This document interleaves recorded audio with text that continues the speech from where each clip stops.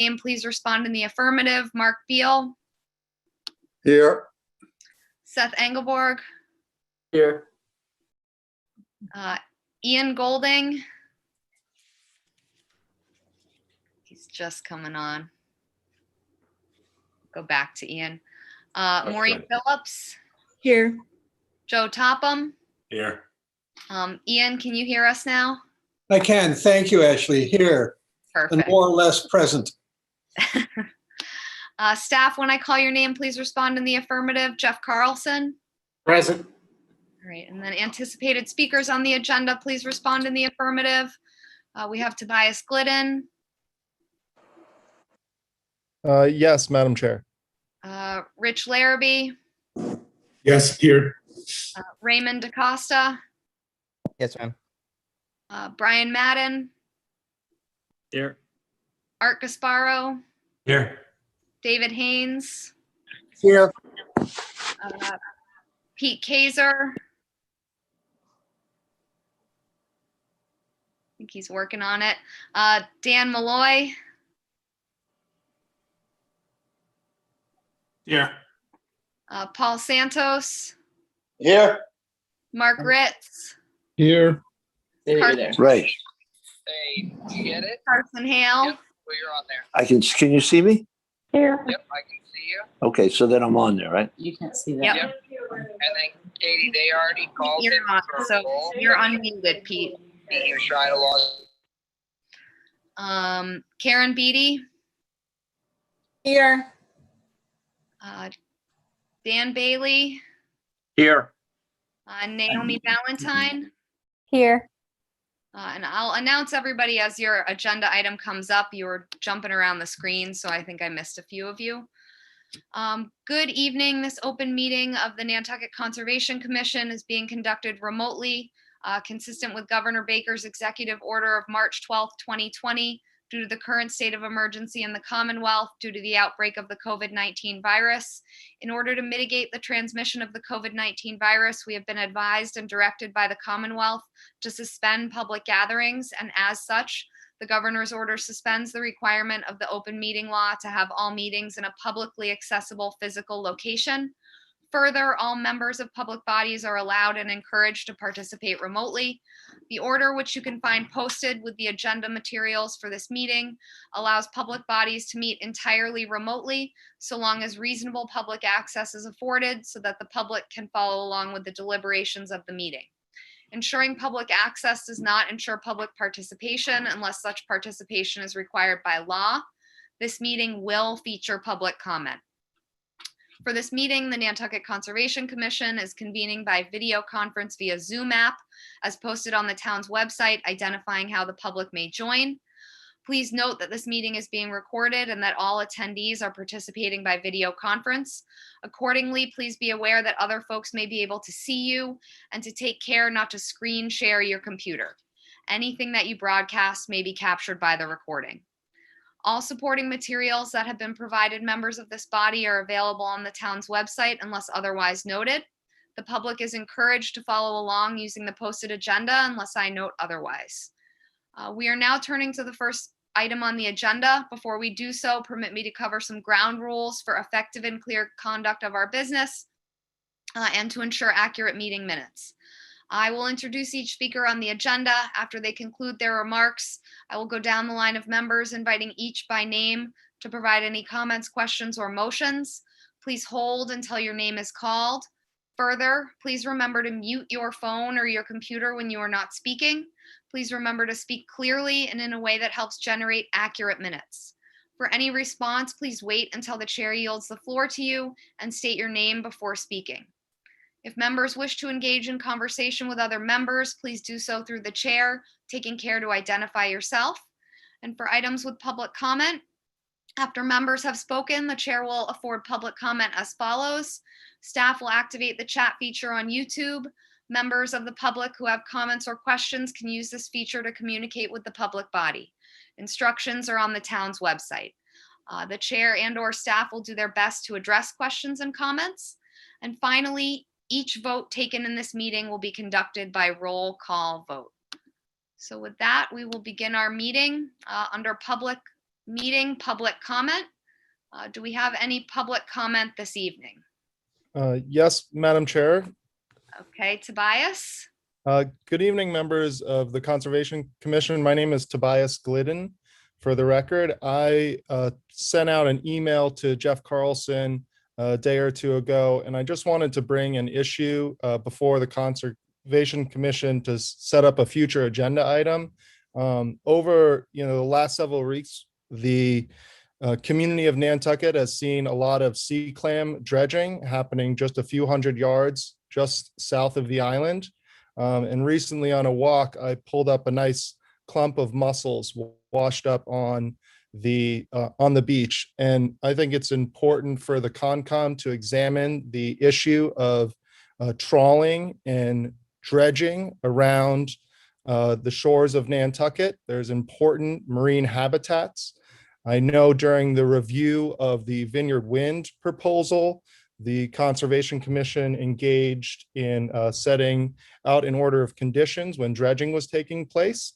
And I think there's a large amount of habitat within our oceans that the Concom should be looking at protecting. I think it's very important. Other towns have protections in place to protect their wetlands. Those going under the sea, and I'd ask the board to set up a time in the future that we could discuss this. And with that, I know Ray DaCosta and Pete Kaiser have also joined me to speak to that effect as well. Thank you, Tobias. Raymond or Pete, do you have something to add? You want to go, Pete? Yeah, I just unmuted it. Yes, I am the fisheries representative for the county commissioners in Nantucket. We've been engaged with a lot of things over the past years, town meeting. They've had them non-binding vote about protecting the areas around Nantucket. And until last year, we had an idea that it existed, but when the town got a letter from the windmill people asking permission to drive that cable inside of Nantucket municipal waters, it sort of rung a bell. And then we got a note, we also got an email from the state telling us that they're going to be coming through Nantucket Nantucket municipal waters, and they will be destroying some habitat, some mussels, some clam beds, some squid spawning mops. So we started to pay attention and think, wait a minute. So we looked under the Massachusetts Wetlands Protection Act, land under the water, and it states clearly that coastal municipalities have the authority to say what is allowed and what's not allowed with out to 3 miles, which is state waters, and as long as the water is no deeper than 80 feet. So with that, we started thinking about it. Jeff Carlson's been a major part of this, and Bobby and Ray and a few others. But we have already used this authority with the Nantucket base golf dredging. There's 8 dredges, no more than X amount of pounds per dredge, and that's to protect the eelgrass so we don't dig up the roots. So we do have the authority to allow or disallow any gear types that we may deem have a negative impact on the existing habitat around Nantucket within its municipal waters. So again, after this show that we had of sea clammers coming in closer, and when they get done, when they make a pass, there is nothing left on the bottom. It gets emulsified. It's like plowing snow, and it's gone. So anyway, I believe, and it's mostly for the younger generations, they need to pay attention because this major sea clamming thing started down in New Jersey, and they did it forever. They had the mother lode. And about 5 years ago, they wiped it out. They literally wiped it out. So there was a big influx of boats that came up here, and a lot of them are desperate, and they're not going to stop. If they find them, they're not going to stop. So I think we should exercise this authority we have and set up limits about what can be used and what cannot be used.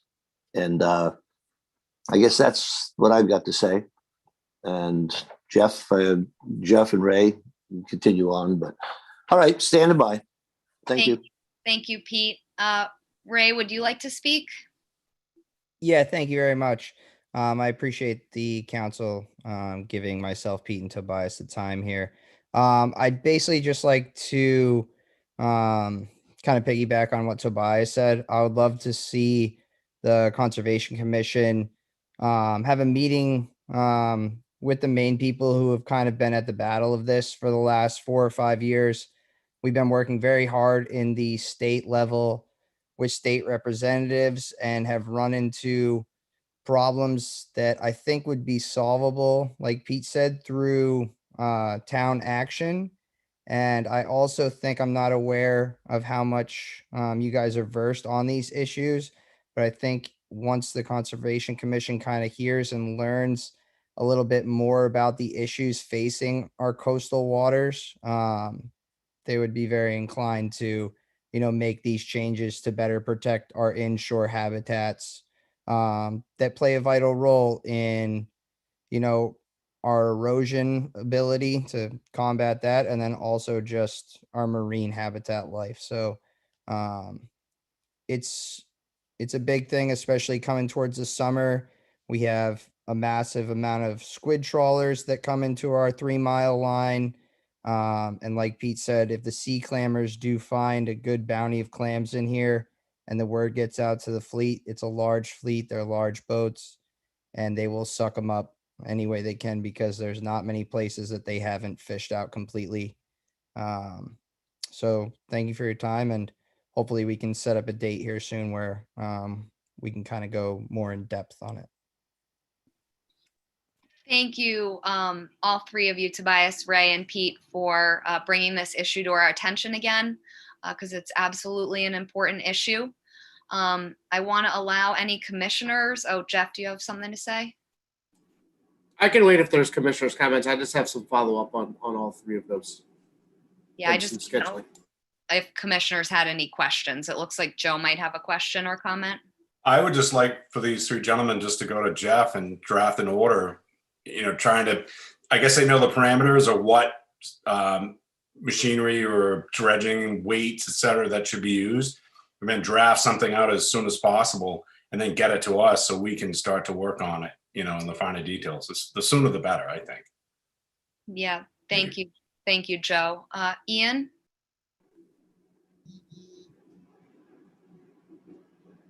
I completely agree with Joe. And thank you very much, Toby, Pete, and Ray, for bringing this up. I really know very little about the subject, but we did have a crack meeting the other day where the representative from the Coastal Zone Management, Julia Neisel, said that there was grants still available. And I'm sure Jeff knows much more about this than I do, but I wonder if there's any state money that could be allocated to act on this as quickly as possible, because we all share your concerns, obviously, having heard this. So I'd like to get you off the starting blocks as quickly as possible. Thank you, Madam Chair.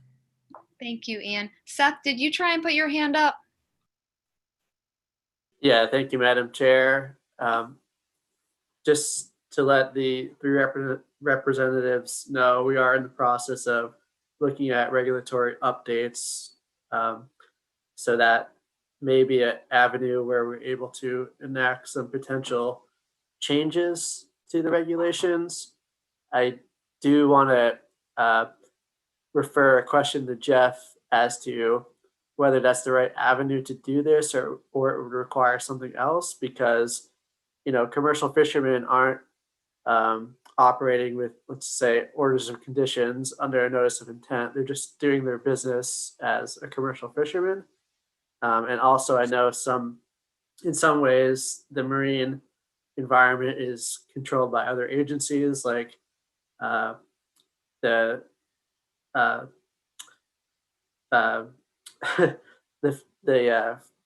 what's the fisheries division called again? The Division of Marine Fisheries. Division of Marine Fisheries, yeah, and coastal zone management and things like that. So just if we could get a kind of like regulatory review from your opinion about what the best way to handle something like this would be, that would be ideal. Jeff, do you want to go ahead? This is why I wanted to wait to last, because I think I can actually answer all of the questions that people had in one fell swoop. So I guess I'll go in reverse order because it would make some more sense. So to answer Seth's question about the mechanism to do it. So a number of years ago, Provincetown was having a similar issue with sea clammers, and their Conservation Commission, through their Wetlands Bylaw and the Wetlands Protection Act, enacted a prohibition on sea clamming because the dredging that was occurring was having an impact to the land under the ocean.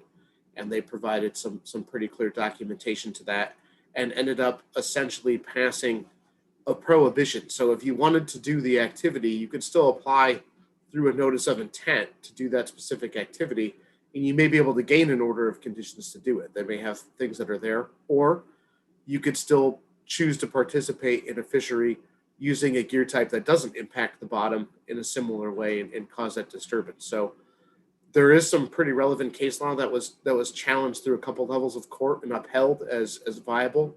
So there is some grounds for it. And then again, I think Pete referenced the Vineyard Wind stuff that happened with the Vineyard, where their commission denied a permit to dredge to install one of those underwater cables.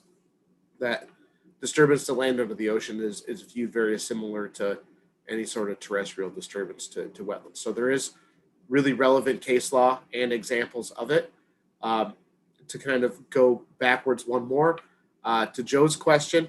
So kind of behind the scenes, our town council at KP Law also served as Provincetown's town council for their issue. I've obviously been talking to Ray and Pete and Ray's father, Bob, and a whole crew. I wish I had that picture of us at the State House talking about this because I would remember everyone that was there. But been talking about this issue, and I brought it up to Greg Corbo, who did the work with Provincetown for KP, and he asked for me to send anything that I'd put together on it to him to look at. But I think what we'll do is, if it's okay, we have a regulation hearing scheduled for next week already. Is what we've drafted up. I will make sure that you guys have, even if he hasn't completed his review on it, just to kind of further that discussion along as specifics that are there, so we know what information you guys are looking for, or if you're looking for more. I say that cautiously because with Pete here, we're all going to get inundated with maps and emails. So I think that would be good, because I think it's something where we're seeing that disturbance and some concern, whether it's sea clammers or offshore squid fleet, that inside that 3 mile line to the shore, the local conservation commission has been upheld in court to have jurisdiction over that area. So anything that causes disturbance or negative impacts to this area is subject to protection through the Concom. So I think it would fit rather well and probably could be to at least kick off the discussion at next Wednesday's hearing. Thank you, Jeff. I think Joe has a question or comment, and then Ray, will go to you. Actually, I think Ray had his finger up first. Go ahead. Ray? Thank you. Yeah, I just wanted to add one other thing just to, so the board is kind of ease at mind, because it does seem like a big task. We're trying to limit what's inside of a 3 mile zone. These boats that we're talking about, whether it be sea clammers, squid trawlers, so on and so forth, they're monitored constantly by what's called AIS. They're tracked just like the ferries. You can see it through a variety of different surveys. They have to mark when they are actually fishing or when they're steaming to and from location. So it's actually not as complex of a thing. And also, I'd like to say I really appreciate the board's concern and trying to help us bring it up to speed as fast as possible. Jeff's been a huge help. This fight's been going on with Pete, my dad, Tobias, others for over 5 years now. I have the picture of us at the State House over 5 years ago.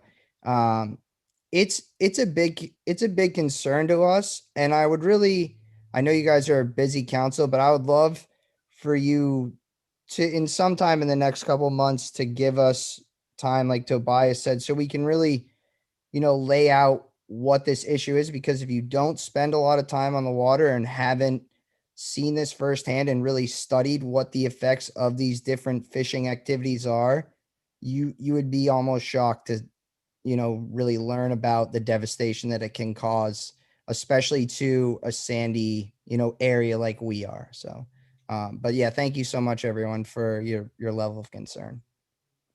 Thank you, Ray. Joe? Madam Chair, through you to Pete or Raymond. So if I understand it correctly, P-Town, if you want to fish there, you have to apply to fish there.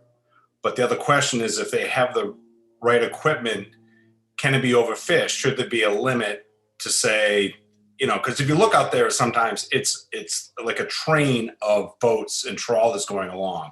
So do you say, okay, this year we only allow 5 or whatever the number we pick, but to say like with the proper equipment, with the proper weights, they can fish, but only so many boats can fish, so it doesn't get overfished. And I don't know if that's something that you guys should be thinking about as well. Just some way to kind of control how many boats come in there. Like Raymond was just saying, we know who's there, we know how close they're going to be, and I believe it's all a graph, so you do know if someone comes within that limit and they're trolling, that they get a violation. And so, I mean, I had a friend cross a line into Canada. It wasn't far, but it was enough that he got violated with a violation and a ticket. So I just don't know if that's a way you guys should think about. Should we limit the numbers or not have any of the trawlers come through? I mean, I'm fine with it either way you guys recommend, because I do think it's important to protect our waterways and our fishing and, everything from 3 miles out. Let's control that. Thank you. Thank you, Joe. Madam Chair, could I just one quick comment? Yep, and then we'll go to Jeff. Great. I just wanted to reiterate, Joe, I think the important thing really is that this is about habitat and dredging, and it's not about fisheries. This is about protecting habitat. When an issue comes before the Concom, the question isn't whether or not it's okay to harvest grass in a wetland. The question is whether or not, mowing the lawn in a wetland will have an impact on it. And so I think that's just very, very important to keep the focus of the discussion on protecting habitat. Thank you. Thank you, Tobias. Joe? Yeah, just a follow up. Yeah, my thinking was we kind of controlled how scallopers fish within the harbor. So I didn't know if that was same mechanisms. That's why I was wondering if that was the same case. So, I'm kind of broad reaching, but I think that the sooner you all get information to us, the sooner we can act on this. So thank you. Yeah, thank you. I can answer that again just a little bit. So the Conservation Commission only has the ability to regulate impacts to habitat. We don't have the ability to regulate use like we talk about. Most fisheries are managed as far as limits or quotas or time of year through the Division of Marine Fisheries, and that's something that they protect to the bitter end, with the exception being the local management of shellfish in some cases, so things like bay scallops and quahogs, where they've granted the town the ability to regulate that. I don't think anyone's ever tried to push it on like the kind of that inshore area and not in the harbors for how far out that can go for regulating gear types and things. But my gut feeling in talking to them is they would probably push back on that to some degree. And that's something that would have to be adopted through the select board, because they're the only ones that have the authority to regulate shellfish through state statute. So we would solely be focused on protecting that habitat from negative impacts. Thank you, Jeff. Pete had his hand up a couple times, and then Ian, I'll go to you. Can you hear me? Yes, we can. Okay, so to give you an overview, we tried this at town meeting with an unbinding vote, and it was almost unanimous.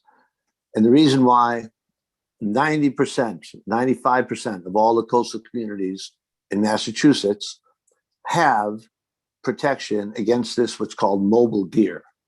And that's gear that tears up the bottom or interferes with the squid spawning season. And so they already have it. And we ran into the fisheries, we went that route. But what happened was a lot of fishermen, dragomen from New Bedford, Boston, Gloucester showed up, and they voiced their opinions at the meetings over in the Cape, the state meetings. And so they said, well, because of that, we're not going to give you guys protection. And the classic thing is that New Bedford, Boston, and Gloucester, they all have year-round protection in their municipal waters from any mobile gear. And they have year-round, not just 8-9 months like most of the rest. They have year-round protection. So that being said, as far as like the gear types go, last year there was a big movement we've been involved with. We should probably make it more public what's going on, but they implemented a thing called a habitat management area, and that goes from Chatham, the tip of Monomoy, to about 15 miles south of Nantucket, and it starts about 5 miles offshore and it goes out to 25 miles. In that big, vast area, they implemented it, and there's no mobile gear allowed. So there's no draggers, no big sea scallopers, no bottom draggers, no big sea scallopers. And for the majority of it, there are no hydraulic sea clambers. So this isn't something new. These kind of protected areas have been going on forever, especially inside state waters. We're like the last man out. We didn't even know about it. Everybody else knew, but we didn't until recent years when, a lot of young people are saying, hey, what's going on? How can these boats be so close? And we're starting to see the drop in squid, the drop in fisheries. So again, it's nothing new, but we definitely need to go not through the fisheries, but we can't turn a blind eye to the devastation that it brings into the benthic community and the marine ecology. So that being said, I'll just stand by. Like I say, this is just to get a starting point right now. And as Jeff said, he's got the connection. We talked with the town council there, and they're very familiar with it and had some pretty positive vibes about it, that we could do this.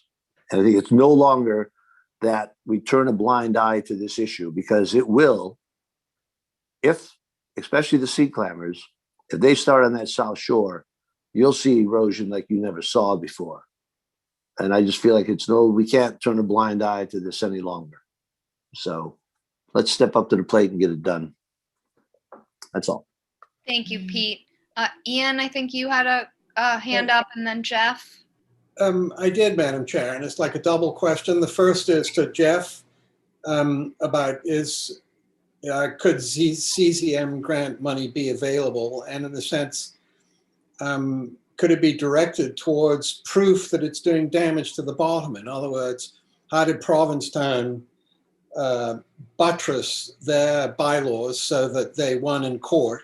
And secondly, perhaps we should consider making a motion to direct town council to draw up the necessary regulations to mimic Boston, Gloucester, and New Bedford, as Pete said, with a complete no mobile gear allowed.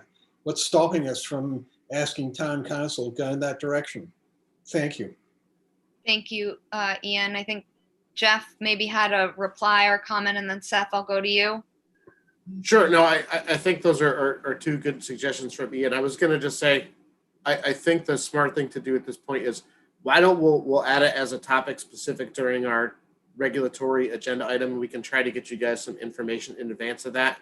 But then also, in the meantime, knowing what the issue is, whatever you guys are looking for information-wise, we can start to make sure we get all that together. And I've been compiling some of the stuff from P-Town, Ian, and so was Town Council. So we can try to get that to everybody to review and have a little bit more of a discussion. And then, obviously, I don't think it's going to complete itself on Wednesday, just because it's a lot of information to take in. But I think it's something that getting it started and getting it scheduled is a good way to get it moving. Great. Thank you, Jeff. Thank you, Madam Chair. Thank you, Jeff. Seth, and then Joe. Thank you. I was just going to say, I don't think we should be making motions for items in public comment. Just waiting till it's a posted agenda item is much better. But I did, look into our bylaw, and under land under the ocean, commercial fisheries are specifically called out as a protected interest. And there's two performance standards that have to do with dredging in there that may be able to be used to hit home some of these prohibitions we want to look at. And also under the resource area land containing shellfish, there are other performance standards that deal with not compacting the bottom and not damaging the sediment that could be used as well to hit on some of these regulatory items. Thank you, Seth. And I have to agree, this is becoming more of a discussion item than a public comment. So we should kind of wrap it up and save this for next Wednesday, which will be right around the corner for us. Joe, you had your hand up, and then Maureen. I'll just wait till next week. Okay. I don't want to totally shut you down, but No, I just was like the question, who's going to go to the select board to say like they should be getting movement on this as well. I don't know if that's something that Pete or Tobias or Raymond are going to go before the select board, or is this Jeff would recommend that, we should be in unison going forward with this, show strength. Maybe it's the Shellfish Advisory Board or whoever, like we should all be rallying around this because it's a critical and a serious issue. Thank you. yeah, thank you, Joe. I agree. I think maybe we set the tone and change our regulations, and then the select board hears what we said. I need to choose my words carefully, but I don't know that presenting to them will make any change at this juncture. So we should change the regs. Maureen, and then Pete. I look forward to getting to this next Wednesday. So I'm very much in support. Thanks. Yeah, thank you, Maureen. Pete. Oh, you're muted.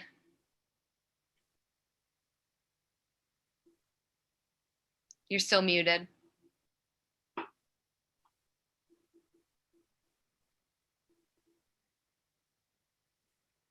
Well, Madam Chair, if I may, momentarily.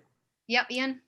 I'm just rapping my knuckles on behalf of Seth, because he's absolutely right, of course. I shouldn't have suggested that we make a motion in public. Thanks, Ian. I think you're here, Pete. Yeah, can you hear me now? Yep, we can. Okay, yeah, one thing I want to make clear, and this has come up in the past, there's a lot of good watermen on Nantucket, the old days, nowadays, a lot of fishy people.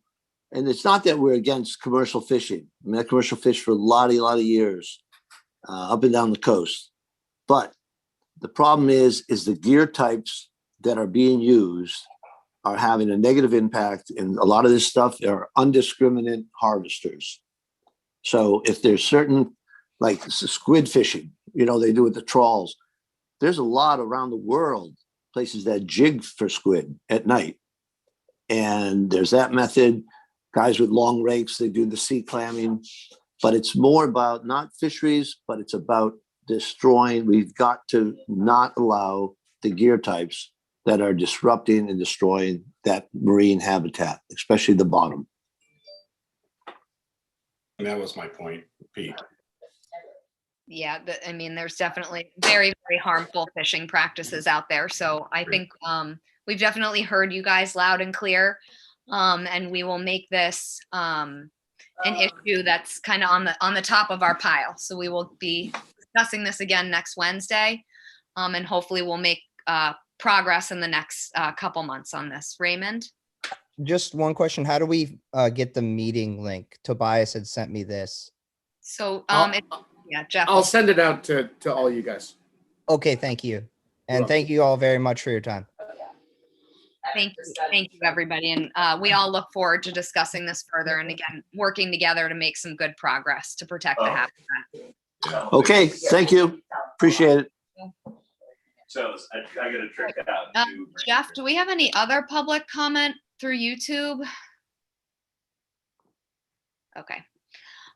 So with that, then we'll begin the public hearing under notices of intent. The following items are continued tonight. So we have Town of Nantucket DPW town-wide continued until March 29th. Nantucket Islands Land Bank, all land bank properties continued until March 29th. We have Weisenberger at 84 Pocomo Road continued until April 8th. Troja Nominee Trust at 26 Easy Street is continued until April 8th. Sweet Meadow Sylvia Lane LLC at 74 Westchester Street is continued until April 8th. And then under certificates of compliance, we have Sweet Meadow Sylvia Lane LLC at 74 Westchester Street continued until April 8th. That is it for our continuances. So we will begin with Nantucket Islands Land Bank, Consu Springs, and this is represented by Rachel Freeman and Guthrie Diamond. I'm not sure which one of you wants to take Hi. this. Rachel, hi. How are you? Good. My name is Rachel Freeman, and I am speaking tonight on the Consu Springs Phragmites removal project notice of intent. It's actually Phragmites and a small amount of Japanese knotweed. This project is the beginning of a larger scale restoration that will occur on the property that involves dredging at the town level and, hopefully replacement of a culvert that has been a long time in planning. But we will start with some invasive species removal, which is what we're proposing tonight. The area is a 57-acre wetland. It's primarily salt marsh that grades into a bordering vegetated wetland. And there's approximately 4.7 acres that are Phragmites or dominated by Phragmites. And there's about a half acre of Japanese knotweed in the area. For treatment of this, we're proposing similar methodology to what's been used at Long Pond and Mycomet Pond and Hummock Pond, although we are proposing the use of a different herbicide. The treatment plan would include a foliar application that would occur in late August or occasionally early September, and followed by cutting down the Phragmites sometime later in the fall. And the herbicide that we're proposing to use this time is Amazamox, which has a trade name Clearcast. Sorry about that. And it is taken up through foliage and roots, and it inhibits an enzyme involved in amino acid synthesis. And the amino acids that are synthesized are valine, leucine, and isoleucine. And these are required for protein and synthesis and cell growth. And one thing that's important about these amino acids is that they're not present in mammals, birds, fish, or invertebrates. Which makes this this herbicide unique and an interesting new option. We are still proposing to use glyphosate on the much smaller area of Japanese knotweed, as that is has been proven to work well in that application, whereas Amazamox has not. And we just don't have any experience using that on Amazamox on Japanese knotweed at this time. So we don't feel comfortable using that. But again, it's about a half acre of knotweed compared with 5.7 acres of Phragmites. At this point, we have tentatively spoken with Solitude, which is the company that has previously done treatments in Long Pond, Mycomet, and Hummock Ponds about using the same process that has been used before. I would be happy to answer any questions the commission might have. So please let me know. Thank you, Rachel. Are there any questions or comments from commissioners? So Rachel, my only question was with the timing of the Japanese knotweed treatment. because the timing of that seemed like it might coincide with some nesting. And I just wasn't sure if you had protocols in place to try and like scan for nesting birds before you're going in there. The Japanese knotweed, we definitely could, because we do have a proposal to cut it repeatedly. You're correct. Starting in the, or like June, July, but we could postpone that. It's really about sort of getting ahead of it, but we could definitely either look for nesting birds or even put it off a little bit. It's just a little harder to do once it gets large. But either is a possibility. Okay, thank you. We'd be happy to do either, frankly. Okay, it's such a horrible plant to try and get rid of, so I totally understand you guys wanting to get on top of it. I just wanted to ensure there was something in place. I don't know if Seth knows more about like potential nesting birds that he could speak to, because maybe my concern isn't, even warranted. That's a good question. I would actually love to hear from Seth on that, because I have not seen a bird nest in Japanese knotweed before, but that doesn't mean that it is not habitat. So. Yeah, thank you, Madam Chair. I think it's certainly reasonable to consider nest issues whenever you're talking about a relatively large area of shrub removal, half acres significant. But from my experience and academic knowledge, Japanese knotweed is an extremely low viability nest site for many birds. That's not to say that birds won't use it, but it's not favored. So I would just say that the land bank has staff and training to be able to identify nests. I think doing a quick walkthrough of the areas that they intend to cut beforehand would be sufficient. And if there are any nests found in those areas, just holding off on that specific site until later in the season. Yep, that makes sense. Thank you. Thank you for your perspective, Seth. Sorry to put you on the spot. That is fine. Any other questions or comments for Rachel?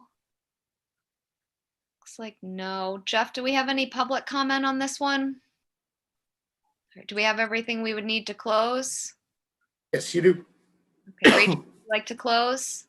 Yes, please. Is there a motion to close? Motion made by Mark. Is there a second? Seconded by Joe. So by roll vote, Beal, Aye. Engelborg, Aye. Harrisman, aye. Golding, Aye. Phillips, Aye. Topham. Aye. Right, that carries unanimously. Thank you, Rachel. Thank you very much. And that moves us on to Nantucket Islands Land Bank at 160 and 162 Orange Street, represented by Art Gasparo and Rachel Freeman. Thank you, Madam Chair. I'm here tonight on behalf of the Land Bank for a notice of intent application for a project within the buffer zone to vegetated wetlands and salt marsh at 160 Orange Street, 162 Orange Street, commonly known as the Otteson property.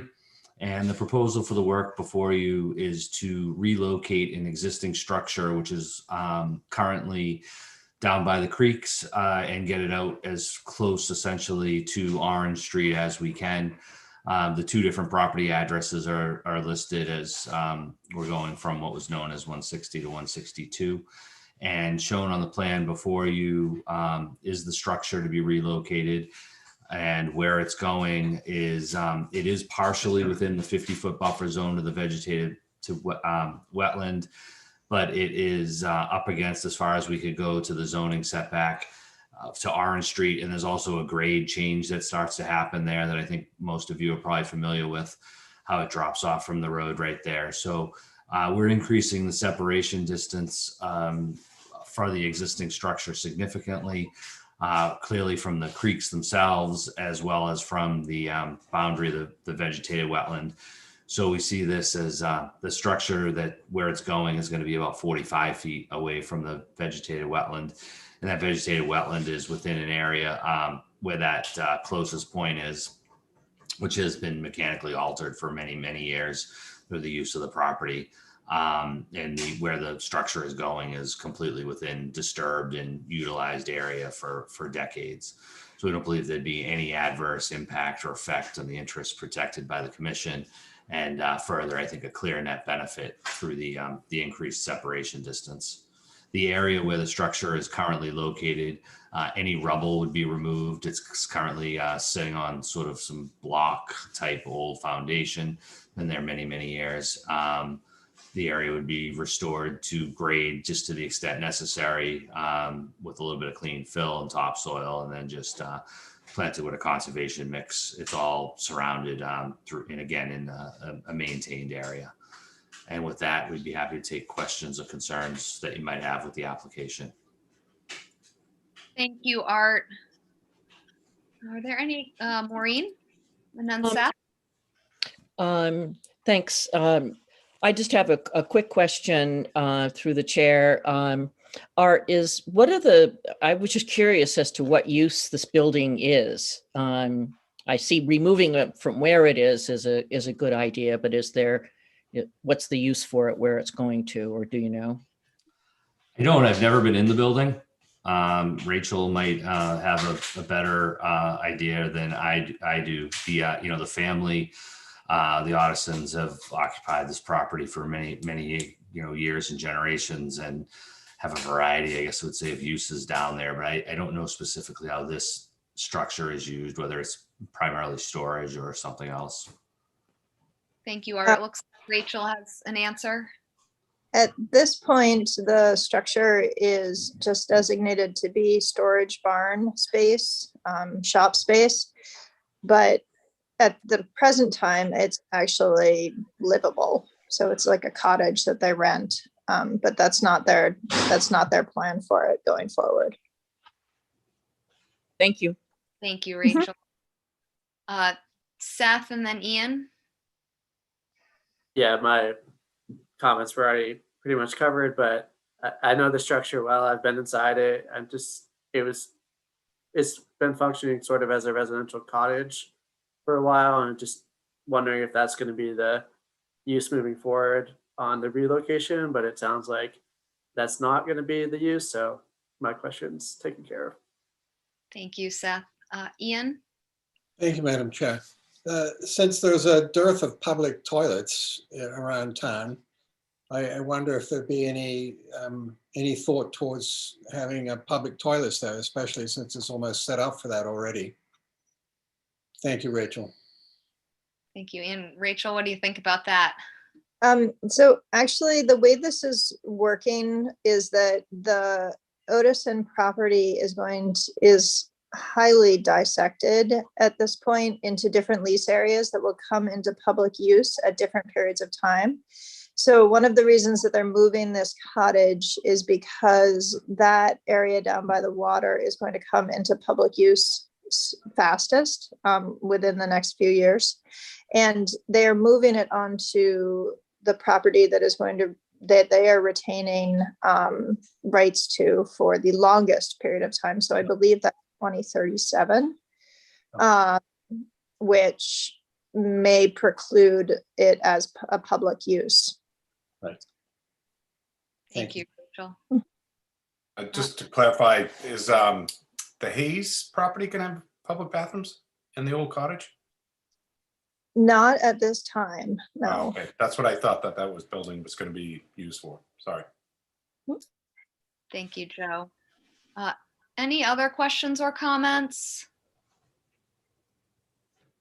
So I know I want to love this move, but it's 12 feet essentially that you're getting further away. And I know you're out of the flood zone as well, but I just didn't know if zoning would break their setback, because I feel like, this wetland with sea level rise is going to creep in towards Orange Street, and we should be trying to put that structure, closer to the street rather than closer to the wetland. But I don't know if you've approached zoning about that. We did not, Madam Chair. I think in this case where in some cases I do think that's absolutely wholly appropriate to attempt that. In this particular case, given Orange Street and the topography that I also mentioned, that's right there, greater alteration, I think, of and disturbance of vegetation and brush that would have to happen to get it up closer to the road than putting it where it's proposed is essentially in an already cleared and disturbed area. Is why I think for this particular site, it is appropriately cited to best protect the meet the regulations. Okay, thank you. Seth? Yeah, I had similar thoughts, but I do want to speak to my knowledge of the topography on the site. North of the road, south of where the house is going to be, there's a significant hill there. It's well vegetated. So you would have to clear the vegetation, regrade the slope of that hill, and deal with all that to place the cottage closer to the road. Thank you. Great. Any other questions? Looks like no. Jeff, do we have any questions from the public on this one? Do we have everything we'd need to close? Yes, you do. Great. Art and Rachel, would you like to close? Yes, please. Please. Is there a motion to close? Motion made by Mark. Is there a second? Seconded by Maureen. So by roll vote, Beal, Aye. Engelborg, Aye. Arisman, I, Golding, Aye. Phillips, Aye. Topham. Aye. Right, that carries unanimously. Thank you. Thank you. Thank you. And that moves us on to Nantucket Conservation Foundation at Capon Pond. And this is represented by Naomi Valentine and Karen Beatty. Thank you, Madam Chair. As the hearing has proceeded, we actually did receive questions from Natural Heritage. So if it seems appropriate to you, I could give my presentation and then also read off, and as I'm able, respond to the questions that we received from Natural Heritage, which obviously is not a determination letter, but at least can be part of the conversation. I think that would be great, Naomi, if you wanted to add that information. Okay.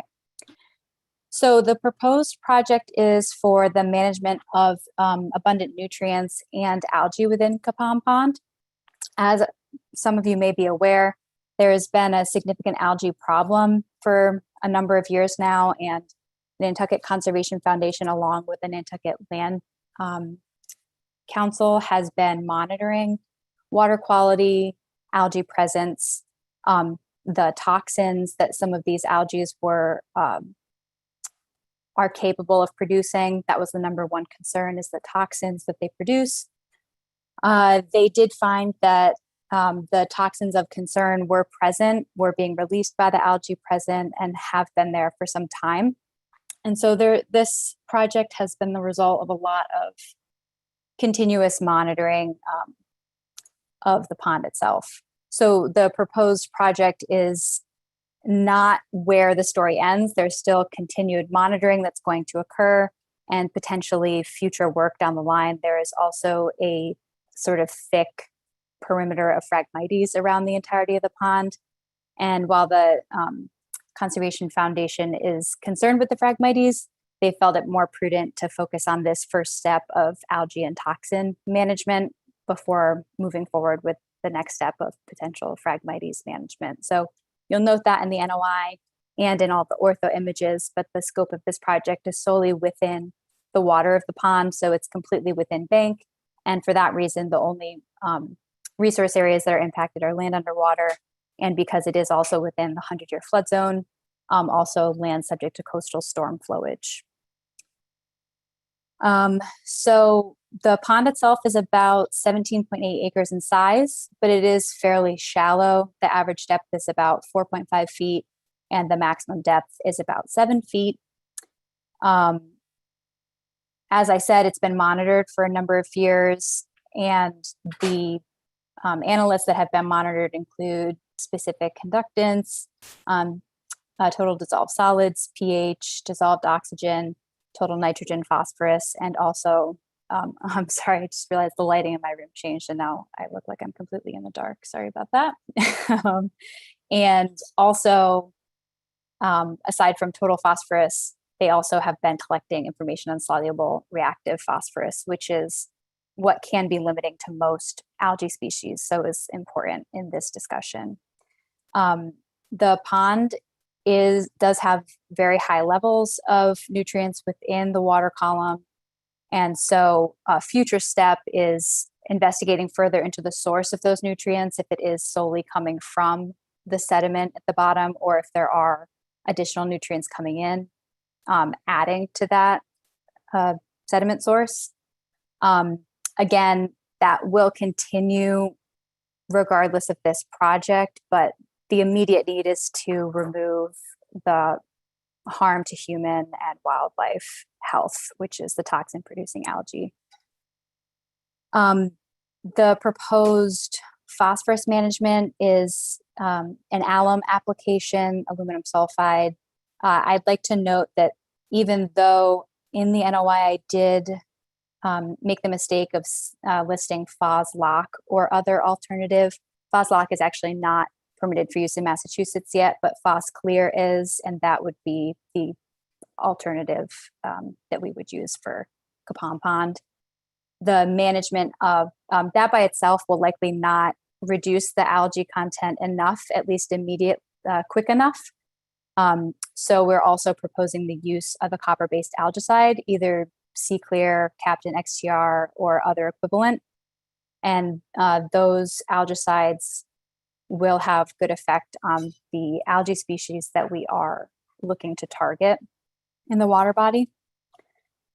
Like I mentioned, the perimeter of this project area does overlap with natural heritage habitat. And so we did send the NOI to natural heritage, and I should just talk to the timing of the applications before I move into the heritage questions.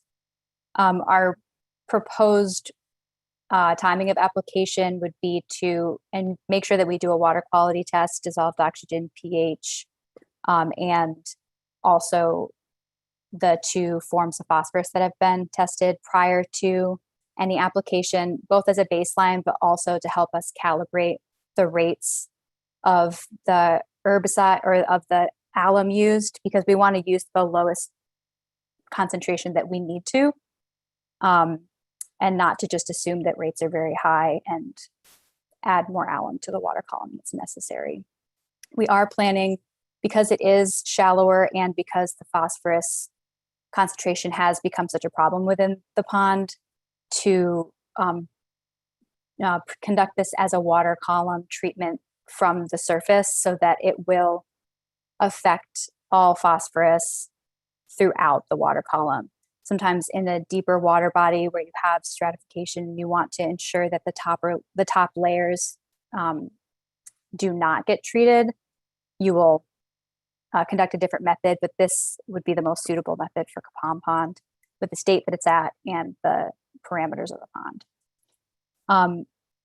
We're looking to monitor the results of those alum treatments fairly consistently, as is already the plan to monitor water quality within the pond. If algae does begin to surface within 2 to 4 weeks after that alum treatment, we would move forward with an algicide application to get the concentrations down and prevent the toxin from being formed, or at the very least, if it's a large population, reduce the amount of toxin that could potentially be formed. And then everything after that point in any given year would be reactionary based off of monitoring. So there wouldn't be any treatments of either alum or algicide if there was no need for it. There's always going to be testing before and after. And we're very interested in keeping the commission informed with all of those monitoring results and efficacy results of the treatments. So all of that being said, Ms. Deanne Merrill from Mass Wildlife did send over 7 questions. The first was about access, because she was curious if the access was going to be from the beach or from the walking path to the east of the pond. Access will be from that path access to the east of the pond. And I don't know if Karen wants to elaborate on any other accesses that we would use. But to my knowledge, that would be the primary or only access point. Yeah, that's pretty much the only access point. Right. Okay, thank you, Karen. And then her second comment was just noting that the beach does contain habitat for piping plovers, which is some of the extent that that heritage layer existed over. Her next question was then about the dosing of alum. So I can provide supplemental information to Natural Heritage and to the Commission for ranges of what we'd be looking for, but we're going to base the dosing off of the levels of nutrients within the pond to get as close to minimum as we can possibly get. Her next question was about the plan to monitor alum application to ensure it stays within the proposed parameters. And I went over that a little bit in my presentation. We do plan to do that. Some key parameters with alum application are pH, and obviously, did you have any effect on the phosphorus that you were trying to capture and let precipitate out of the water body? We'll also be monitoring those same analytes that I mentioned in the beginning as the water quality monitoring will continue. And we don't have specifics on the larger scale water quality monitoring yet, but that is something that will be put into place this year as well. She also asked if the alum would be applied to all water depths or just focus on the deeper areas, and that is something that I included in my presentation. We do plan to capture the entire water column in this treatment. And then her 6th question was about the use of C-Clear, which does have a clarifying agent and can capture free reactive phosphorus, but not the other types of phosphorus that are available in a water column. In the notice of intent, we mentioned that we could use that instead of the alum in future years if it seemed like that ratio changed from present conditions. And I can get more detailed case study or technical information on that in terms of an alternative to alum. It certainly is not as effective when you have a large amount of total phosphorus, but it can be very effective and has some benefits over alum when you have a higher amount of free reactive phosphorus or your levels are a little bit lower.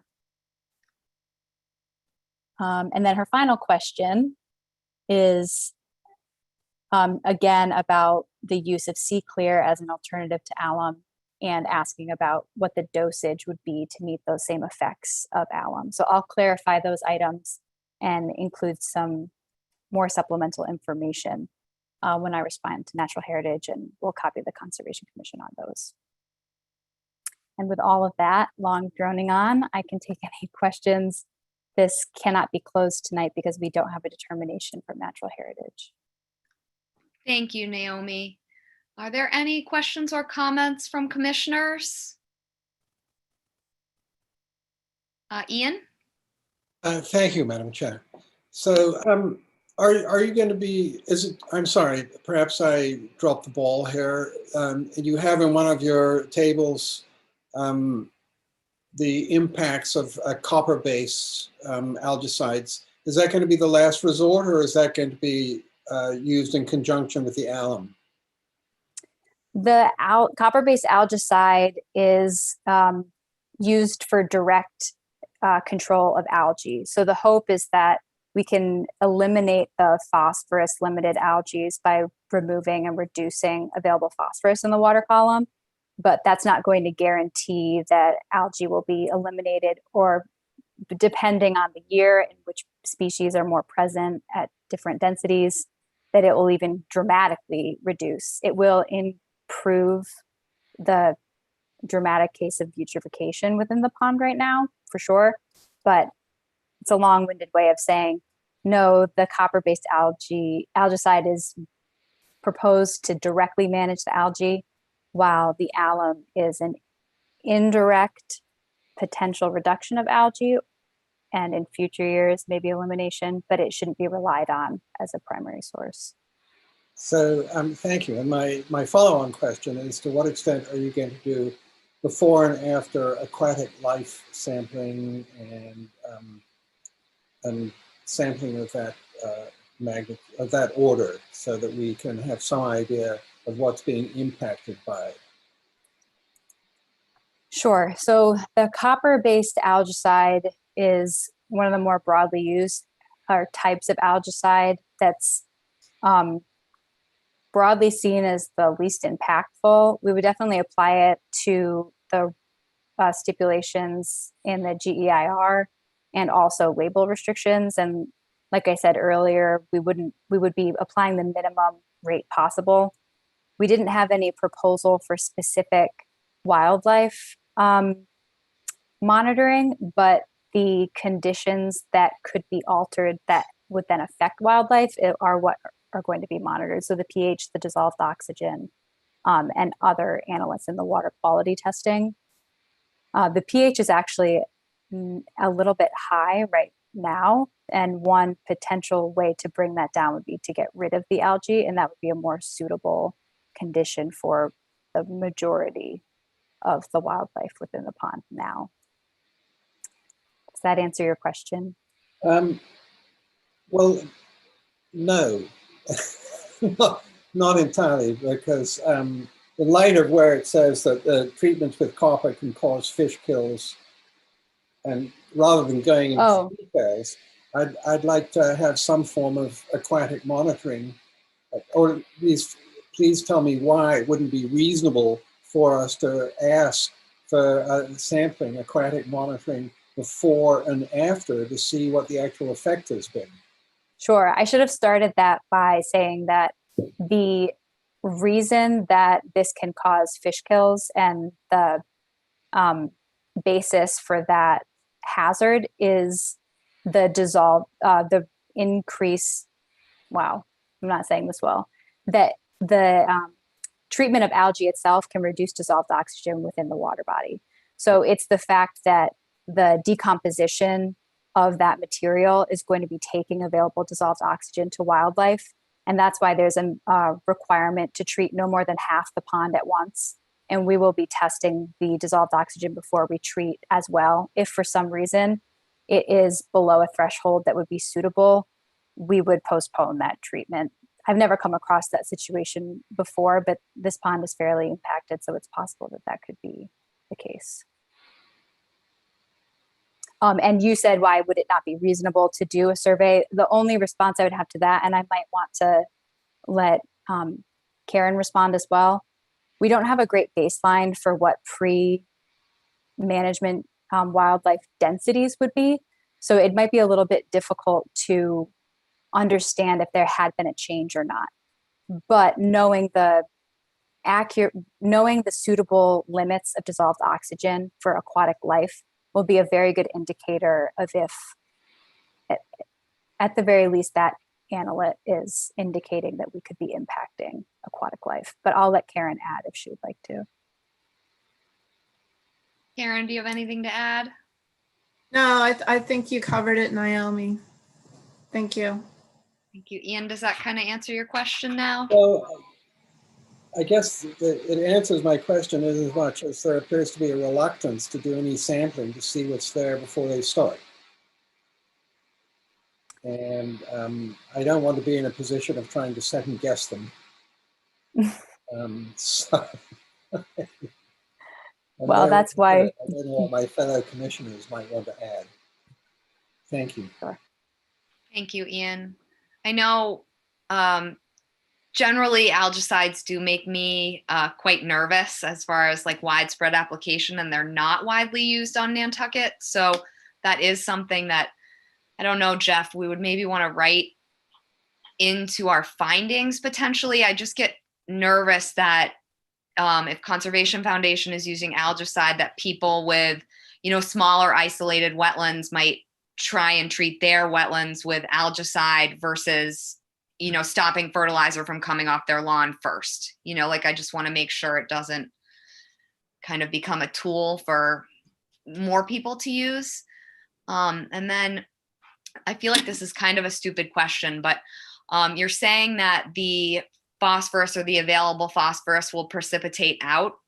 So then is it just kind of indefinitely bound to the soil sediment at the bottom of the pond?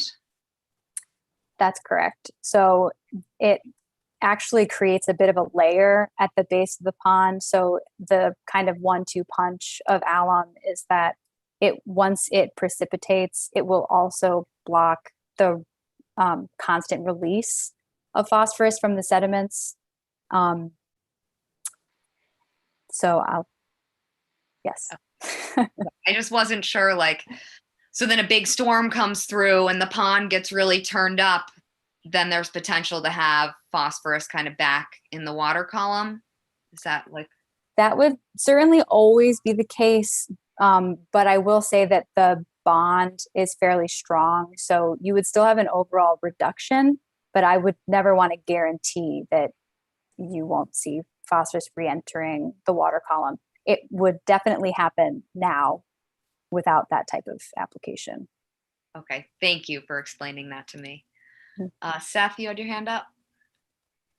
Yeah, I'll defer to Naomi's expertise, but my understanding of alum treatments is that they're certainly not permanent, that they do create this layer that blocks phosphorus, but after enough time and enough upturning of sediment of the pond bottom, the bond does break down eventually if there's enough change in the sedimentation of the pond bottom. So hopefully the goal here is to reduce the phosphorus and reduce the algae enough initially to not have to deal with this again. But if the inputs stay the same in 20 or 30 years, a similar type of application is probably going to be needed again. Right. Can I respond to that, Madam Chair? Yes, go ahead, Naomi. So I completely agree with you, Seth. Thank you for adding that. And the goal, that is really the goal here. So there will be more data collected to really determine why this happened in the first place, to ensure that or at least minimize the chance that it could happen again. The goal is not to have a long-term year after year algicide application and alum application after algicide application. The goal is to eliminate the current hazard, which is the toxins being released by the algae, while more data can be collected and while other potential interventions can be considered. We did do a pretty broad or cast a wide net in terms of potential other alternatives that the Conservation Foundation is considering potentially long-term. But this is very much to reduce the current hazard of the toxins that are being released. Thank you, Naomi. Maureen? Thank you, Ashley. Yes, I had a question because just thinking about doing all this work, and then if fertilizer-based nutrients are continuing to come into the pond, and I know you talked about long-term nutrient management, that's something after you get this critical issue taken care of, that start looking at what that would be. And so is that how long do you think it might be before you're able to focus on that? And I say it because we're looking at how we can have better regulation on island. And I know fertilizer can be a hot topic, but if it's if it turns out that's the additional source to this pond, and you're doing all this work to clean it up, then to keep feeding it, might there be a way, if you can show that it is coming, through the water table, that would mean it's coming from fertilizer, then that could be used to perhaps be able to regulate the fertilizer more. So I was curious about that. It looks like Karen wants to take that one. Thank you for bringing that up, and it is definitely a consideration. I want to emphasize, I know Naomi said this already, but we're working really closely with the Land Council on this project, and they've done a great job of doing water quality monitoring. But one of the components of this is trying to figure out where the source is coming from. And right now, we don't know what that is. It could be legacy in the sediment of the pond from what's been happening for years and years and years in the watershed.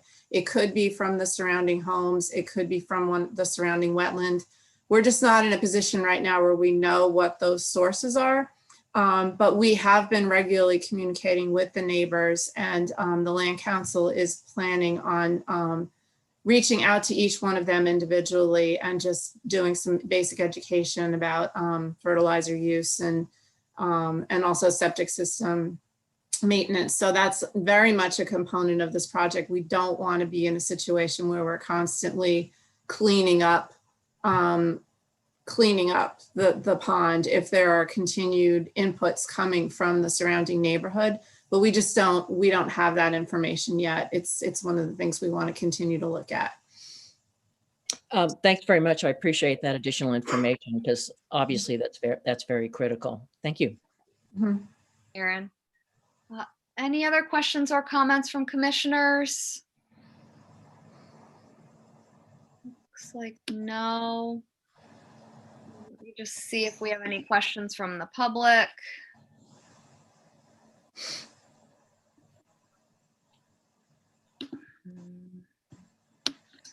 Sorry, I'm having trouble toggling windows. It looks like we do not have any questions from the public at this point. So given that you guys need to wait for natural heritage, would you like to continue for 2 weeks?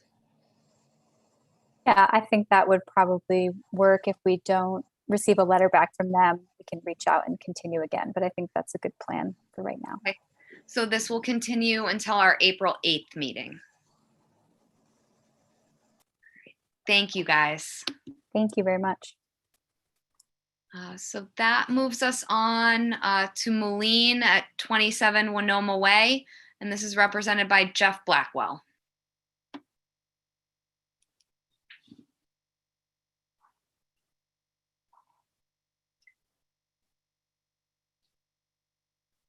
Do we have Jeff Blackwell on?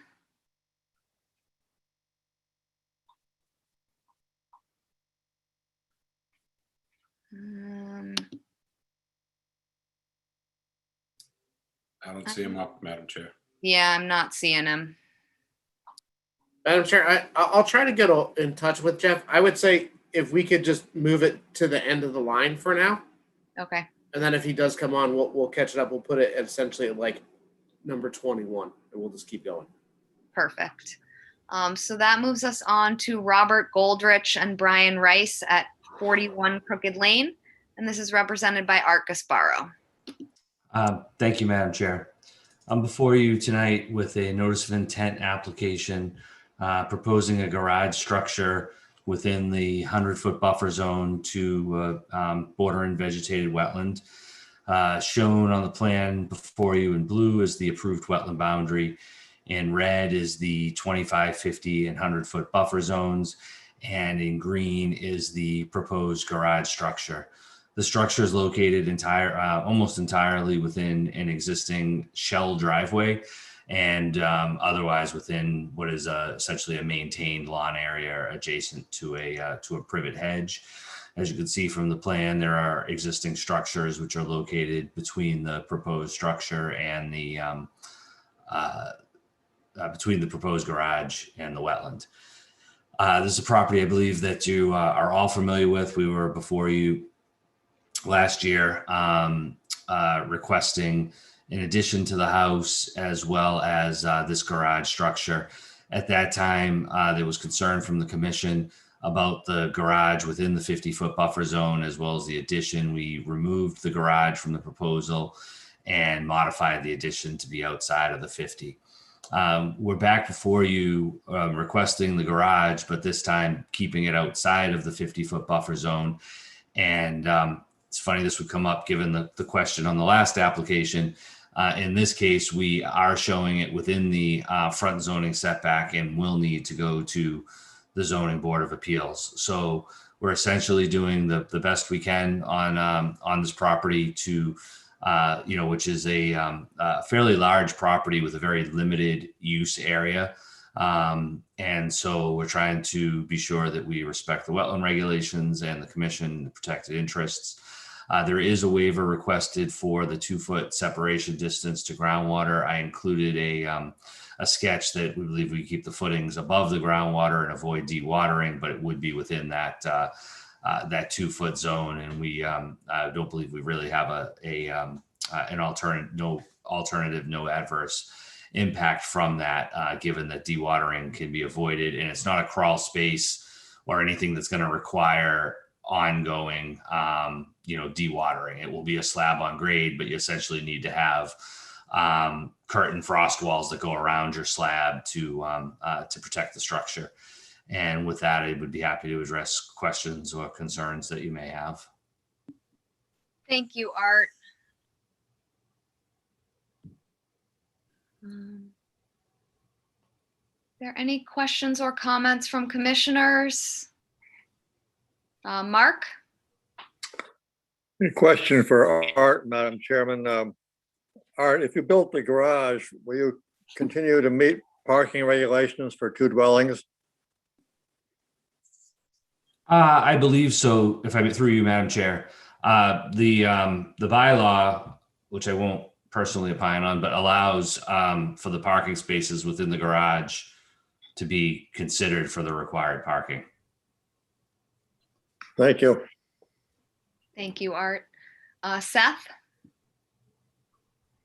Thank you, Madam Chair. I'm not an engineer, so I won't claim to know, but the requirement to have the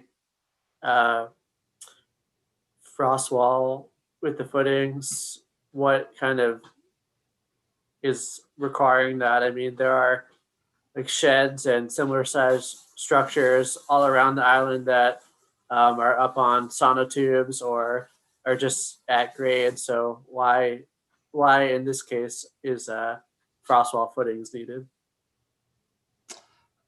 Through you, Madam Chair, it might help if we could I could share my screen, or if Jeff wanted to put up the foundation wall detail, it might help to explain this. I have it ready to go, but I don't want to take a liberty. If that's okay. If you have it ready, Art, why don't you just go ahead? So here you see what I did was I knew this was of concern and interest to the commission, so I've tried to provide the exact information. I did an auger hole, which is how I determined the groundwater, and directly to the question. The difference here is that between a shed and a garage is that you actually have a slab, concrete slab, which is meant to withstand vehicle loadings. And typically a shed that is on sonotubes is more like a framed floor, which is then elevated off of the ground. The concern becomes frost. Again, it's a building code requirement, and that frost could, get under the structure and essentially cause upheaving. And so that's why you have this requirement. And you'll note that the architects went with the minimum to the bottom of the footing of the 3 foot 6 inches from grade. So they've done everything they can to hold it as high as they could. And I added the red and the green numbers to their drawing to provide you the information. So maybe a little more than just you asked, but that's the difference. Thank you, Art.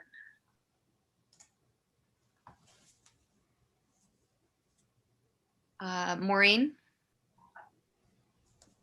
Yes, thank you, Madam Chair. Through you to Art, the thing that I just had a question about was on that same detail we were just looking at. Is this within 6 inches of the groundwater? I mean,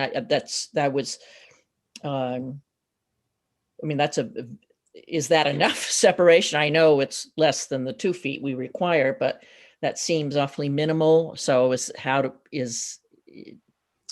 guess how can it be that close? I mean, that's practically in it. So, and I'd like to, how does that?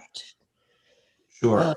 If I may, through you, How Madam does Chair. that work? When I write estimated high groundwater, that's based on, the groundwater fluctuates seasonally, and that's not the observed water, but in fact, what I determined in elevation based on what they call redoxamorphic features in the soil. So there was colorations that tend to indicate, the highest level that water fluctuates. It's certainly not perfect, as you note, within the 6 inches, but we didn't just take an observed water elevation. We tried to make a determination as a soil evaluator how high we would think that water would come. And I would also mention that was done a little, not in the driveway, but closer to the wetland. And as that surface elevation comes up, and you move further away from the wetland, typically the water wouldn't be even higher at this location. As further to that, I would say that, with that, we're above what we think it would be high. And with that 6 inches, even if there was to be a case in your extreme situation where the water was to barely touch the bottom of the footing or come up after construction, on a structure of very limited of this size, the question becomes in terms of the protected interest, is there really any impact as a result of that? And we don't believe so. I think a lot of the impact related to, and the reason behind this regulation is to look at impacts that could occur from the need to dewater during construction and result in, what happens when you do that dewatering. And then second, if there's a situation such as a basement or a crawl space where you're trying to maintain a climate control type of an area. And this is neither of those. Okay. That's very helpful, Art. Thank you. And because basically it was, well, what happens if the groundwater, hits that? And you've explained that. Nothing. That very well. So that makes sense to me. Thank you. Thank you. Any other questions or comments from commissioners? Looks like no. Jeff, do we have any comments from the public? Let me check. No, we do not. Okay. Do we have everything we would need to close this one? Yes, you do. Art, would you like to close? Yes, please. Is there a motion to close? Motion made by Joe. Is there a second? Second. I think Ian got you, so I'm going to give it to Ian. So by roll vote, Beal, I'm still thinking about this. Hold on. Well, go ahead and vote. I'll vote in a minute.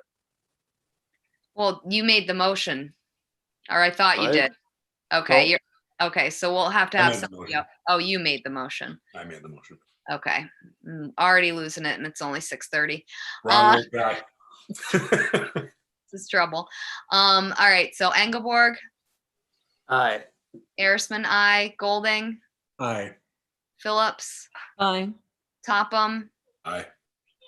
Neal. And I. All right. So that carries unanimously. Thank you. Thank you, Art.